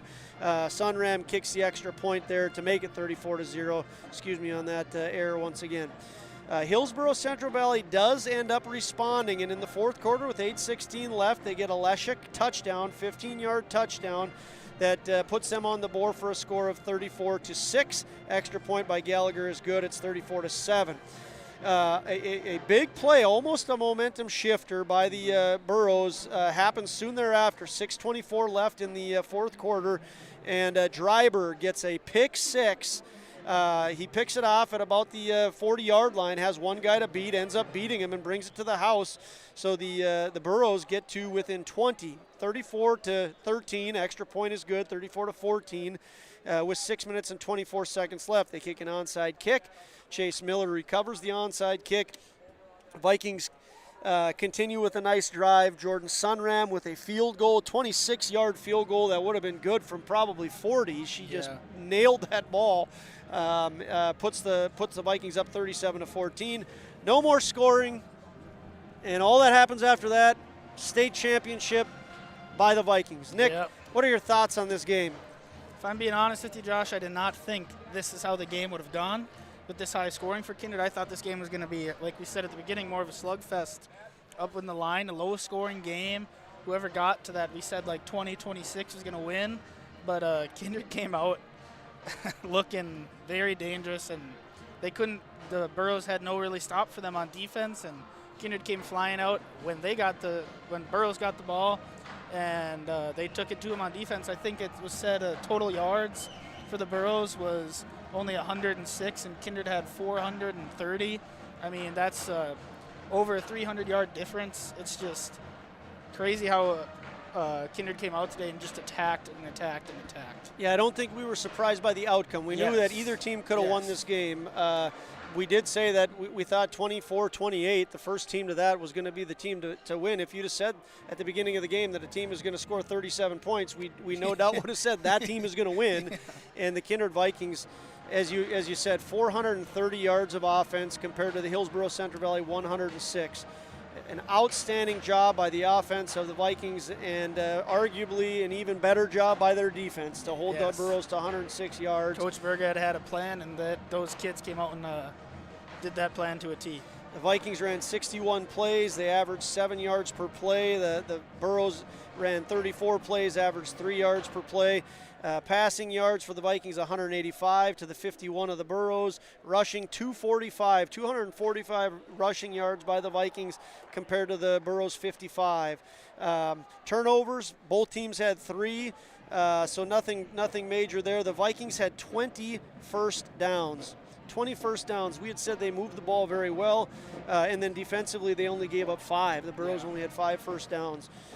So again, not a surprise that the Vikings won, but the way that they just played well in every facet of the game, and won convincingly, maybe slightly surprising in this game. We're going to give you a player of the game here in a little bit. Before we do that, maybe we'll take a 30-second break. We'll give you some individual stats, and then we'll come back with individual stats and a player of the game.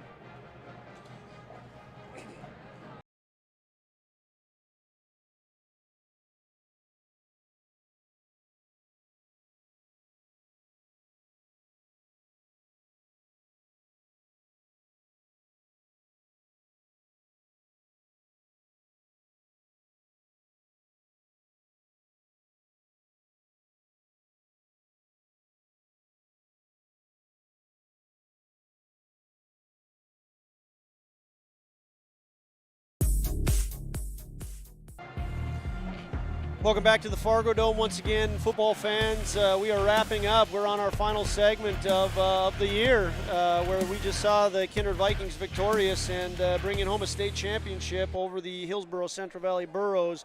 Individual stats, we gave you the team stats. Once again, a very impressive team performance by the Vikings. They had 430 yards of total offense compared to the Hillsboro Central Valley's 106. Leading the way for the Vikings passing-wise, Max McQuillan, who had 185 yards. He was 12 completions on 13 attempts. In fact, every time he threw the ball, it hit someone's hands. Unfortunately, that one missed attempt was in the hands of Dryberg for the Burrows, so it was an interception. He threw 2 touchdowns, once again, for 185 yards. Riley Olson, 51 yards of passing, the quarterback for the Burrows. He was 5 of 11 with 3 interceptions. On the ground, the Vikings were led by Trey Heinrich, 178 yards. Outstanding game by Trey Heinrich, averaged 7+ yards a carry. He had 2 touchdowns for the Vikings. Max McQuillan chipped in another 51 yards. Charlie Beaver with 9, Kylan Swenson with 8, and Jacob Hyatt with a couple carries of 5 total yards. Receiving-wise, Lucas Klabundy with the big hitter, 79 yards on the day. He had the big catch and carry into the end zone for a touchdown. Lucas Klabundy led the way receiving, 4 receptions for 79 yards. Trey Heinrich had 36 yards. Jacob Hyatt had 1 big reception for 26 yards. We saw him getting interviewed earlier, a big catch for him early on in the game. Caleb Klabundy had 18 total yards. Carter Schmitz, 15 total yards. Max Opgren, 6 total yards in the air, or catching, receiving I should say, and Kylan Swenson with 5 receiving yards.